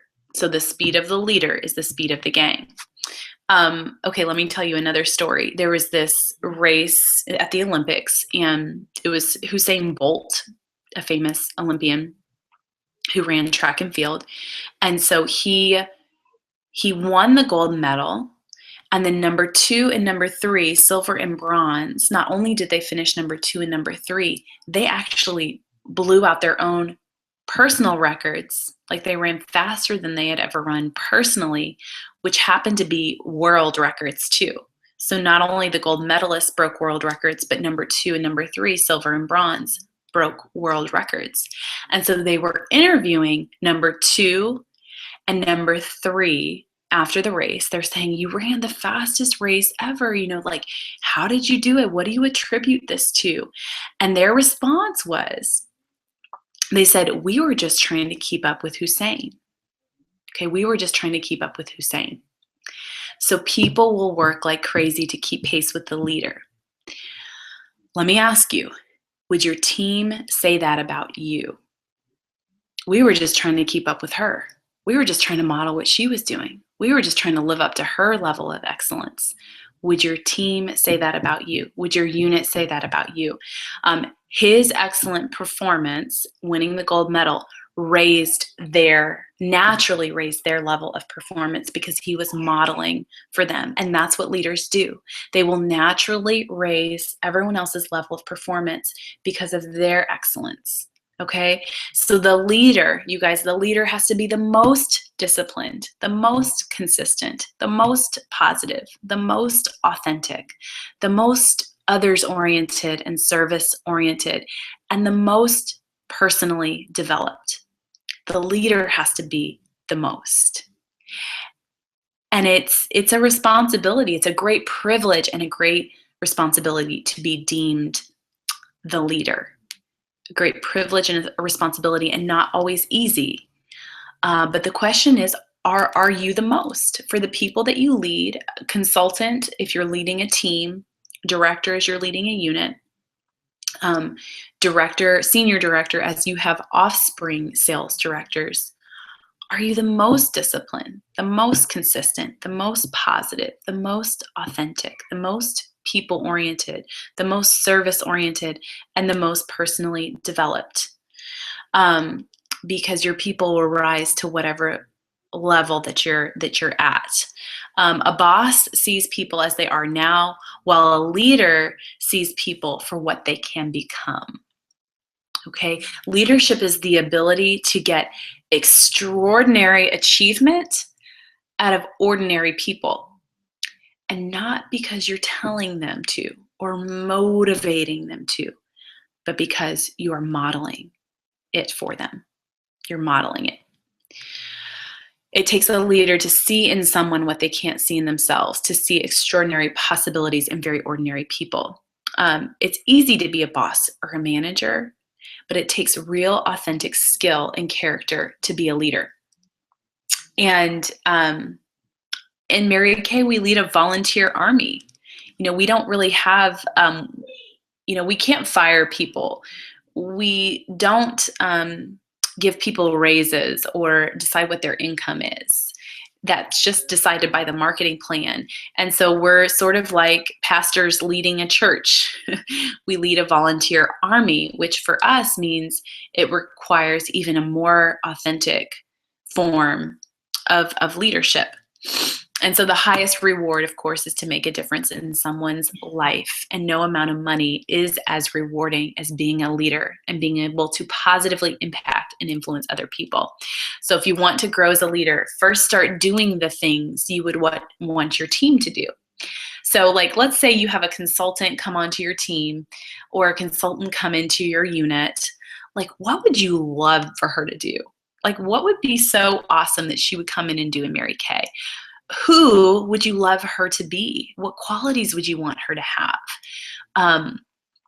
Think about those things, because until you do those things well and until you model those well, then you won't be ready to lead a team to go on and do those things. Okay? We lead by example. It's the most important foundational understanding of leadership is by example, by example, by example. Okay, you guys, so let's move on, and we're gonna do a little break after this section, and then I'm gonna finish it with some goal setting, okay? I can't believe it's 8:42. Okay, so let's keep moving. I wanna talk about your car by Christmas, okay? Car by Christmas. and I need to find my packet. I'm going to have you look at a couple of things in your workbook right now that are going to help you. And of course, they can't find my workbook. Okay. Maybe I can pull it up on my phone. I bet I can do that. Okay, so grab your workbook. We're going to talk about cars by Christmas. Now, you might be thinking, I already drive a free car with Mary Kay. Okay, so I want you to think of the next level of car that you can earn. Okay, so it could be obviously Premier Club, BMW, or Cadillac. It's going to be one of those three. If you're a consultant who's never earned a car, your car could be Chevy Cruze. Of course, that's the first level consultant car. And then DIQs, you can even crunch numbers. Even if you haven't earned the Cruze, you can still crunch numbers for Premier Club and Cadillac because you can earn those when you're in DIQ, and your DIQ production counts towards that. Okay, let me pull it up here, guys, because I want to make sure I'm showing you the right thing.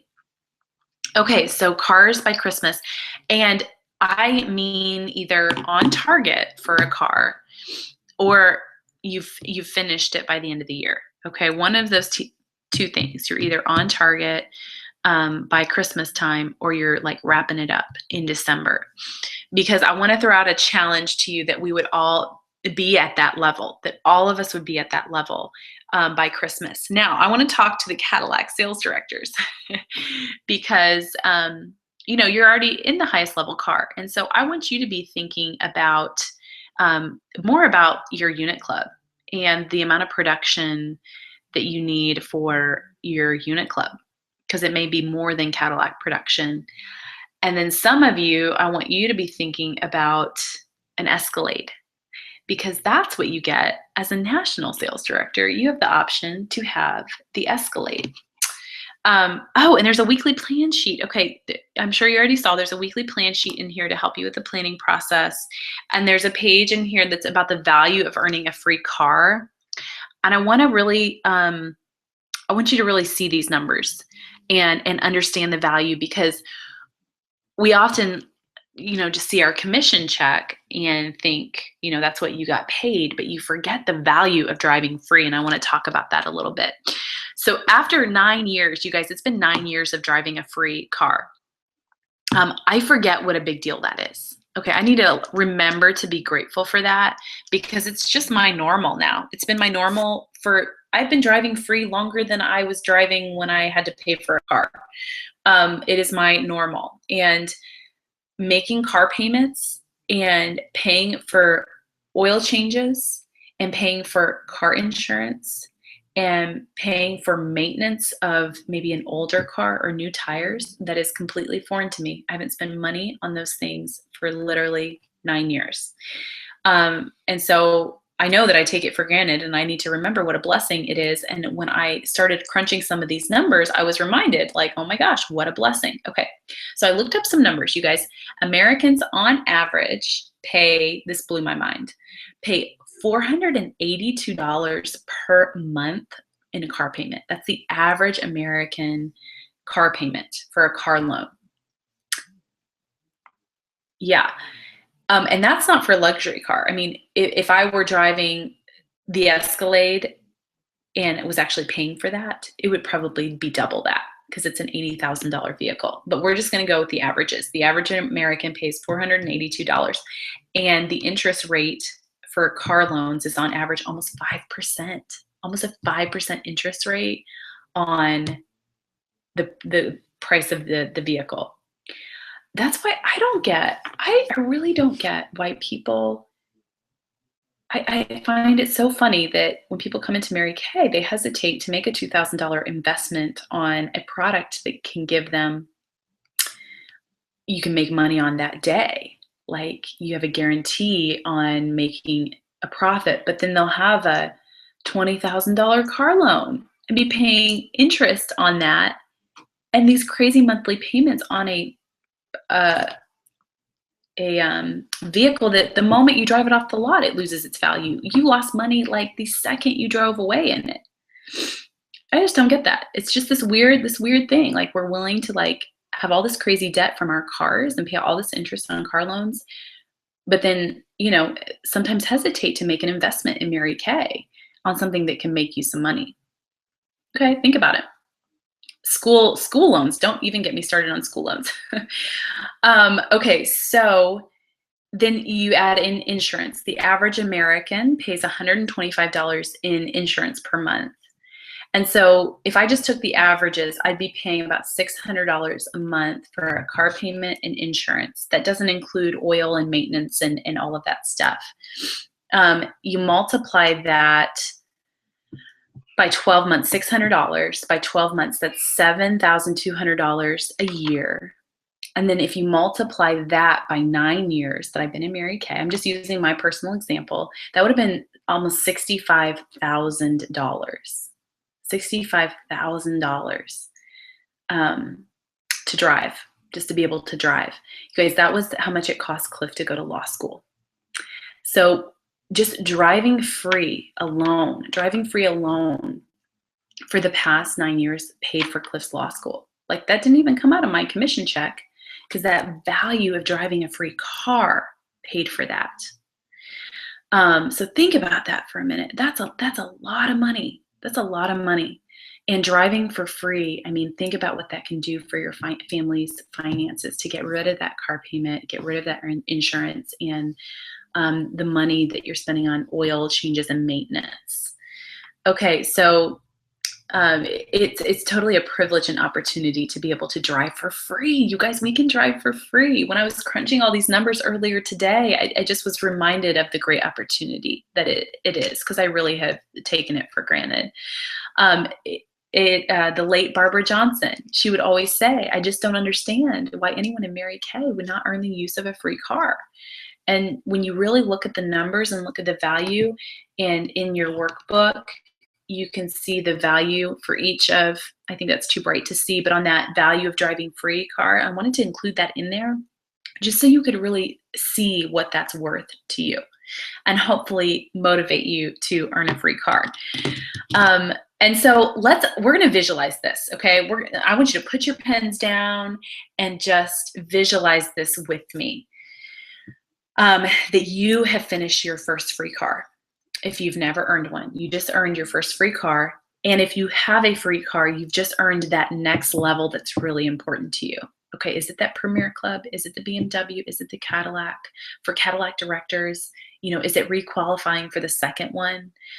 For Cadillac directors, is it doing a certain amount of production that you wouldn't even have to think about requalification ever again, because your production is so much higher than what would ever earn you a Cadillac? Is it an Escalade? For those of you who are moving closer to NSD, the NSD position, what about picking up your first pink NSD car and driving the Escalade? So what is that car for you that's like the next level? I want you to get a really clear picture in your mind of that car and what your next level car is. And we're going to visualize this, okay?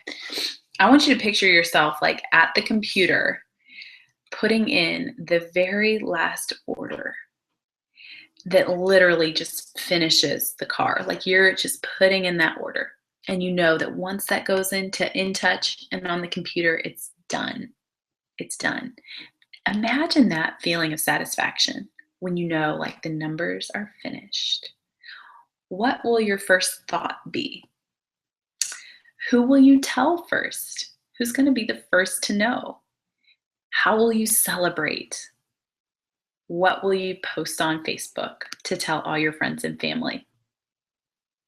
Okay, so imagine just that moment when you know it's done. It is just done. Either the Cruise, Premier Club, BMW, Cadillac, or your first NSD vehicle that you earn automatically once you become a national sales director. And then imagine getting that call. It's like the best call that you could ever get from that dealership. And they say, so-and-so, your car is in, you can come pick it up. Let's set up your party. And you get that phone call and you pick a time that you're going to go pick up your car, and you have a party. So you invite all your unit, all your offspring sales directors, all your friends, all your family, all the naysayers who said Mary Kay wasn't possible and who made fun of you for working your Mary Kay business. You just invite everyone to that car party, and your husband's there, and your kids are there. And you walk into that dealership, and the people at that dealership are like, whoa, this girl just earned a free car. Everybody else comes here to pay for it. You're coming here to literally pick it up for free. And you sign your name on a couple pieces of paper, and then that moment comes where they hand you the keys. And you get to get into the car for the first time. And you get to stick the keys in the ignition and start it up. And the smell, I mean, there's nothing like that new car smell, and everything's just sparkling clean, and there's like 0 miles on the odometer, and you just get to figure out all the buttons and the knobs and figure out what everything does. And then you ride in it for the first time, you drive it off the lot, and it's just smooth and new and never been driven before, and it's yours, and you earned it. Like, you earned it. You worked hard and you earned it, and it's free. And just the pride in your husband's eyes, and the excitement that your kids have that mommy's picking up this free car, and all your friends and family are there to celebrate. And the most important people are there to celebrate with you. And so how would that feel? I mean, how good would that feel? And then you get to go to every party driving that vehicle. And you don't even have to tell people you can be successful with Mary Kay, because they saw the car. They saw the car. You don't have to convince your guests at the meeting that you can do well with Mary Kay, because they see that tangible symbol of success and that tangible symbol of excellence that stands for something and that makes a difference to people. And so there is so much value in driving for free. And I hope you can really visualize some of those things, and you can really visualize yourself in that moment. You know, a goal has to happen in your mind 1,000 times before it happens in reality. So start planning that car party. Figure out what you're going to wear. Figure out what you're going who you're going to invite to that, and start really visualizing what that's going to feel like. Okay, so then you've got the image in your mind. You've got the value of driving free. Now we're going to crunch numbers for you guys to go on target in the next 2 weeks. And this is mainly for consultants right now, sales directors. These numbers aren't really geared towards you and the car that you're earning right now, but I do trust at the director level that you've got that worked out and planned out, and you know what you need to do to finish that next car by December 31st. But right now I'm going to talk to consultants who want to earn a free car, and I want to talk to you about how to go on target, because how do you get there unless you know how to get there? So let's figure out how to get there. Okay, because here's part of your voucher homework this week. If you haven't looked at it, your homework is to go test drive, if possible, if you can do that, the next level car you want to earn. Test drive it. If not test drive it, because I realize that may not be an option, you would, where did my tissue go? Here it is. Instead of test drive it,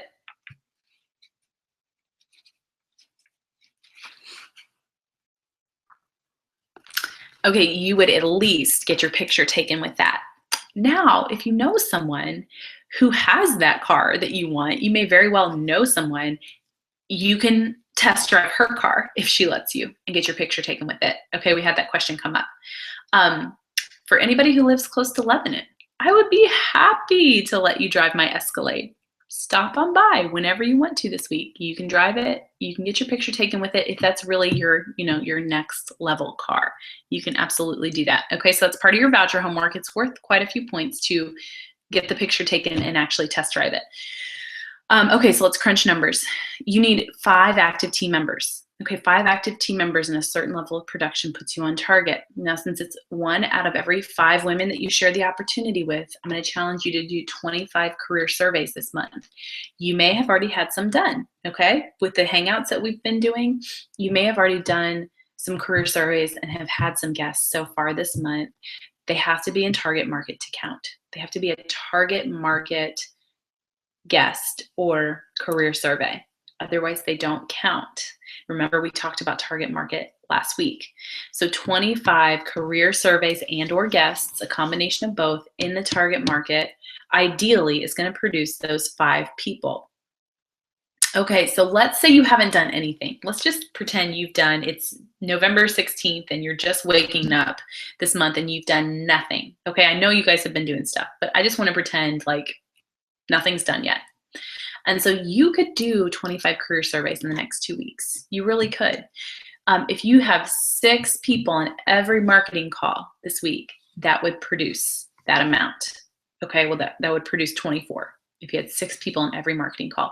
You could hold 4 parties this week and next week and ask 3 people at each party, and that could equal 24. Just 4 parties this week, 4 parties next week, ask 3 people at each of those parties, that could be 24. Okay, so that's assuming you've done nothing. I want to give hope to the person who maybe has gotten a slow start. There's still hope and there's still time. And so get clear on what you need. Okay, let's say you've already done 10 career surveys this month, 15 left. You've got 15 left to go. Because remember, the goal is 25. So take what you've already done and figure out what is your number. The first step is always to get clear. That's always the first step in achieving a goal, is to get clear on what you actually need. And then you want to share the opportunity with that amount of people and figure out a way to do it. There's always a way, you guys. There's always a way. If your kid's life depended on it, you would figure out a way on how to share the opportunity with 25 people. And that's what I want you to do. Now, let's take those 5 recruits. Okay, let's say only one of them comes in as a star. Only one out of the 5. Nobody else is interested in being a star, just one. She orders 2,400. Let's say 2 are sort of interested about their business, but not that interested, and so 2 of them do 600s. Okay, just 2. Let's say 1, yeah, she just is interested in the product at a discount. She does a 225, and then 1 of them does nothing. She's a starter kit snatcher. You never hear from her again. Okay, so you did 25 career surveys, 1 out of 5 signed, 5 signed up, one Ruby Star order at 2,400, 2 600s, 1 225. You can see me blow my nose here. 1 doesn't order, and then you do a $1,200 order. 1,200, because you're working your business at that level. That produces a $5,000 wholesale team production. Actually, a little bit over 5,000 wholesale. Actually, I think you would only need to do 1,000. And then, and yeah, that puts you on target. All those 5 people have ordered. You're on target, and you've earned your 13% that month. And that would be an example of how to crunch those numbers and to make that happen. And one thing I do want to say is just to trust the process. Maybe you've done 15 career surveys already and you have 0 recruits. I want you to just trust the numbers and trust the process for these next 2 weeks. We have 2 beautiful weeks left. And you could either think, we only have 2 weeks left and Thanksgiving is around the corner. Or you can think, I have 2 weeks left. So much can happen in 2 weeks. There's a lot of month left. Thanksgiving is just a day, and we have several days after Thanksgiving to close out the month. Okay, so how are you thinking about how you're finishing this month? Are you like, we only have 2 weeks left? Or are you like, we have 2 weeks left to make something happen? Okay, so now to finish out, you guys, I want you to, okay, Courtney, you can test drive my Escalade this weekend. Sure, we can make time for that. I'm going to be in Indianapolis on Friday night and Saturday, so we can definitely make time for that. That's really funny. Okay, so you're going to make a SMART plan, SMART. And I want to be really clear about how to do this, because that's how we're going to close this call, is you creating your SMART plan. And then later tonight, I'm going to post something on Facebook, and I'm going to ask you to post your, can you guys see that? That's the SMART plan in your workbook. It's the very last page. I'm going to ask you to post your picture of your SMART plan, because I want to see it. And you're also going to be sending a picture to your sales director. And so it covers the last 6 weeks of this year. It's the last 6 weeks of 2015, 2 weeks in November, and we've got 4 full weeks in December, and this year is over and done with, and we'll be moving on to 2016. And so it starts with the question, and this is how Darren Hardy's massive transformation formula starts. What would have to happen by December 31st in 6 weeks for you to say that these were the best 6 weeks ever? What big goal would have to happen for you to say these were the best 6 weeks ever? Okay, I want you to think about something. For you C personalities, you may not want to write anything down yet because you might change your mind as I continue to train on this, and then you might want to scratch it out, and then you're not going to like how your paper looks. Okay, so C personalities might want to take notes until you know exactly what you want to write on there, and then once you know exactly, you can write it and it's going to look pretty and it's going to be nice. That's what I would be thinking. I'm a C personality. I would want it to look nice. Okay, so now I'm sure you have a goal in mind of what you want to do in the next 6 weeks. What would you love to have happen? Do you want to go on target for your car by then? Do you want to earn your car by then? Do you want to be in DIQ by then? Do you want to be a red jacket by then? Do you want to make a certain amount of profit by then? Do you want to be on target for the Queen's Court of Sharing, Queen's Court of Sales? Do you want to be on target for a certain unit club? Do you want to have a certain number of red jackets in your unit? I mean, the list goes on and on and on of what you could possibly do, but I want you to pick that one thing. I mean, that one thing. I don't want you to have a long list. I want you to pick that one thing that literally on December 31st, if that one thing happened, you could be like, that was the best 6 weeks of my life. That was the best ever. Okay, what would have to happen for you to be able to say that? Now you've got to make sure it's SMART, S-M-A-R-T. So let's go through this. Specific. I thought it was you plus 5 active. Okay, I got a question there. Leah, for the car, I thought it was you plus 5 active. Do you count as one of the 5? You said 4. Oh, no, I'm sorry. I meant to say 5. You need 5 active. Remember, you've got the 24. Oh, she needs to order. Your starter kit snatcher actually needs to order. Yes, okay. So I only did for 4 active. I assumed the 5th didn't order. Okay, so you would actually need her to order because you need 5 active, not just 5 agreements, which is what I was telling you, and that was wrong. So you too can be a national sales director. You need 5 active to go on target for your car. And then just for those of you who might have the question, you grow from 5 to 14 active and you hit that 5,000 each month or more, and you have to finish with a total of 20,000. So you have up to 4 months to finish your car. Okay, thank you for catching that, Kara. Okay, so SMART, we're gonna test your goal to make sure it's specific, to make sure it fits the SMART recipe. Okay, so it has to be specific. And this is probably my biggest pet peeve when I look at people's goals, is that they're so vague. They're like so vague. And I'm like, what does this even mean? Like when you hit it, how will you even know? This is the most vague thing I've ever seen. So you can't just put sell more. Be more confident. Those aren't specific enough, okay? And so it has to be something very specific, like on target for my car with 5 active and 5,000 in production, like super specific. Halfway through DIQ with 12 active and 10,000 in production done. Okay, so let's get specific. It also has to be measurable. So this kind of goes along with specific. Like you have to be able to measure whether it's done or not. So if you say, I want to have more sales, I'm just going to use that as an example. How do you measure that? How do you know what more sales is? What is more sales? There's no way to measure that. Okay, so it has to be specific, measurable. The A can stand for different things, but what I want it to stand for is availability. So if you figure out you have to you crunch the numbers, you figure out your goal, and you actually need to, let's say, hold 5 parties a week to finish your goal, and you work an 80-hour-a-week job and have 5 kids and you're going to school to be a doctor, you probably don't have the availability to hold 5 parties if that is your life situation. Okay, so you have to have the availability to fit in those parties in specific time frames throughout the week. R is for reality. It has to be based in reality. Now, yes, dream big, but you probably won't debut as a national sales director in the next 6 weeks if you're a red jacket. That would not be a goal based in reality and what's possible. Okay, so it's got to be within like what is realistic. And I don't mean realistic as in don't dream big, okay?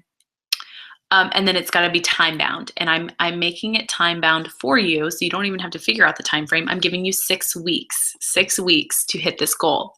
So let me give you an example. Let's say you want to go on target for your car, and you have to recruit 5 people and do 25 career surveys in the next 6 weeks. Okay, so you want to recruit 5 people, 25 career surveys in the next 6 weeks, and so that's doing about 50 faces. I always kind of crunch numbers where, like, if you want to do 25 career surveys, double it. You got to do that many faces. Half of those people you can share the opportunity with. Okay, 50 faces over the next 6 weeks is about 8 faces a week, which is about 3 parties a week. If you wanted to get 8 faces in for the week, 3 parties would absolutely, even with the minimum of 3 people, it would cover that, more than cover it. Now, if you want to hold 3 parties a week, you actually need to book 6 a week. Half are going to cancel and reschedule, and they will. Mark my word. Half will cancel or reschedule to hold 3, and so you really need to book 6 a week to hold half of that, which is 3. So that's if you worked your Mary Kay business 6 days a week. That's 1 booking a day. Or you could get 2 bookings a day, 3 days a week. Okay, so you see how you started with a big goal of going on target and you just crunched it out. So now you know that you need to get 1 new booking a day, 6 days a week, which will produce 6 bookings a week. Half of those are going to hold. 3 of them are going to hold. You hold 3 parties, you're going to do about 8 faces. 8 faces over 6 weeks produces 50 faces. 50 faces. When you're in front of 50 faces, you can do 25 career surveys, which is going to produce 5 recruits. Now, let me just real quickly say, the results don't always happen in that timing, but we're just going to trust the numbers and trust the process, okay? Just trust the numbers, trust the process. So does your goal of what you want to do by December 31st, does it pass the SMART test? Is it specific, measurable? Do you have the availability in your life? Is it based in reality? And is it time bound? And then you're going to pick 2 activities that are going to directly impact that goal. Okay, so you've got your goal that you wrote out at the top, then you've got your calendar, then at the bottom you crunched your numbers. I just walked you through an example of how to crunch your numbers. And then what are the 2 daily activities you would need to do every day, 5 to 6 days a week for the next 6 weeks that will make that happen? And so for the example I gave you, 1 booking a day would be one of those activities. Maybe you need a warm chatter because you need new leads and you need to get 5 new names a day. Maybe it's the mental bath. Tammy Craig's mental bath, where you get a booking, you do affirmations, you do a tape, which is today it's Voxer, and you do a hotline. I don't even know Tammy's mental bath, but it could be the mental bath. It could be, what was I just thinking? Mental bath, warm chatter, booking. It could be a certain number of faces per day. It could be even your affirmations can be a part of this, just to keep your mind in a good mental space. Oh, there's one more thing I was thinking about. What was I thinking about? It'll come to me. But you're picking 2 activities that you're going to do daily that will directly impact your numbers that you crunched to get the result that you want by the end of these 6 weeks. And then you're going to track it on this calendar. You're actually going to track it here, and you're going to write those 2 activities on each Mary Kay working day, which I know is not every day. You're going to write out those activities, and then you're going to highlight them when you complete them. And so by the end of 6 weeks, and you're going to send this to your director right when you fill it out, and then you're also going to send it to her at the end of every day. Actually, you're going to send it to her so she can see what activities you were able to highlight and which ones maybe that you didn't get to. And it's going to be a form of accountability for you, and will also just help you keep you on track to do the activity that needs to be done to get all those numbers in to reach the goal by the end of these 6 weeks. Consultants, you would send it to your director. Directors, you're going to send it to your senior director and or your national sales director for that. Okay, so you guys, let me finish a poem I'm gonna read a poem to you. It's gonna take like 2 minutes, and then I know we're done a little bit early, but I did want to give you a couple of minutes to make sure you're clear on the 6-week plan. And so Hub hosts, you can kind of answer questions for people, and if you want to post them in Daring Greatly, the Voxer group, I've got it right here, and I can answer any of those questions. But I did want to give you a couple of minutes to really work out this plan, possibly do your brain dump, and do your weekly plan sheet planning for this week. Like, I want you leaving here tonight like clear, like super, super, super clear on what needs to happen, what needs to happen tomorrow, this week, and for the next 6 weeks, so that we can really celebrate you on December 31st with what you've accomplished based on what's on your heart and the vision that you have for your business over these next 6 weeks. Okay, so I love this poem. You've probably heard it before, but I'm going to read it to you because I think it's a perfect way to end our Daring Greatly Pace Setters. Okay. Whenever I start to hang my head in front of failure's face, my downward fall is broken by the memory of a race. A children's race, young boys, young men, how I remember well. Excitement, sure, but also fear. It wasn't hard to tell. They all lined up so full of hope, each thought to win that race. Or tie for first, or if not that, at least take second place. Their parents watched from off the side, each cheering for their son, and each boy hoped to show his folks that he would be the one. The whistle blew and off they flew like chariots of fire. To win, to be the hero there, was each young boy's desire. One boy in particular, whose dad was in the crowd, was running in the lead and thought, my dad will be so proud. But as he speeded down the field and crossed a shallow dip, the little boy who thought he'd win lost his step and slipped. Trying hard to catch himself, his arms flew every place, and midst the laughter of the crowd, he fell flat on his face. As he fell, his hope fell too. He couldn't win it now. Humiliated, he just wished to disappear somehow. But as he fell, his dad stood up and showed his anxious face, which to the boy so clearly said, get up and win that race. He quickly rose, no damage done, behind a bit, that's all, and ran with all his mind and might to make up for his fall.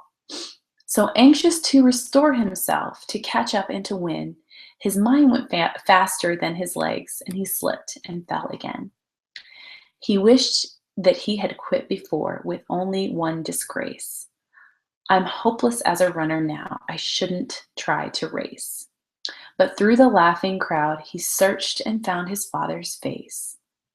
And with a steady look that said again, get up and win that race. And so he jumped up to try again, 10 yards behind the last. If I'm to gain those yards, he thought, I've got to run real fast. Exceeding everything he had, he regained 8, then 10. But trying to catch the lead, he slipped and fell again. Defeat, he lay there silently, a tear dropped from his eye.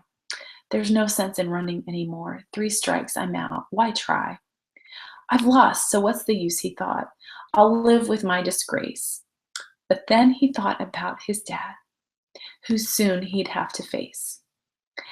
Get up, an echo sounded low. You haven't lost at all. For all you have to do to win is rise each time you fall. Get up, the echo urged him on. Get up and take your place.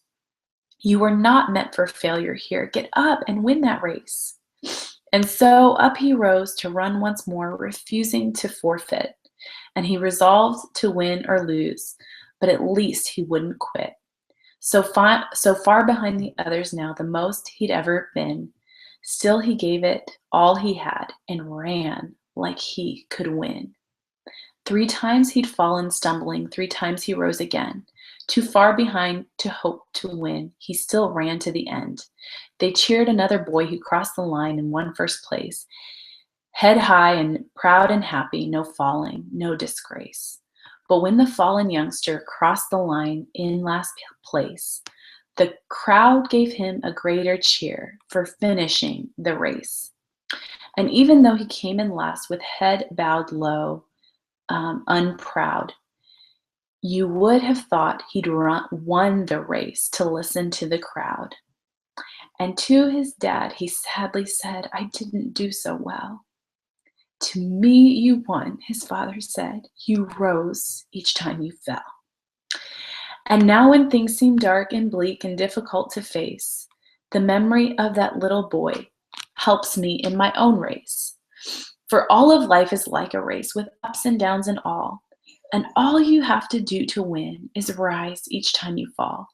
And when depression and despair shout loudly in my face, another voice within me says, "Get up and win that race." And so I thought that would be a great way to finish our pace setters with that story, because let's be honest, over the next 6 weeks, you are going to fall. You are going to fall. You're going to trip. You're going to stumble. You're going to be frustrated. You're going to be fearful. But that's okay, because what matters is not how many times you fall, but of course, how many times you get up and keep going. And even when that goal, that 6-week goal, seems so far away, you guys remember that poem. Remember that poem. You could finish that 6 weeks and not even be close to what you wanted to do. That's okay. It's all about getting up after you fall. And the only true failure, you guys, the only true failure is quitting. And so, my friends, we are all finished. I can't believe it's been 3 weeks. And so take some time now, make sure you have a really clear, super, super clear plan for the week, and super, super clear 6-week SMART plan for the next 6 weeks. And I'll be in touch on Facebook, and I love you guys, and have an awesome night. I am signing off.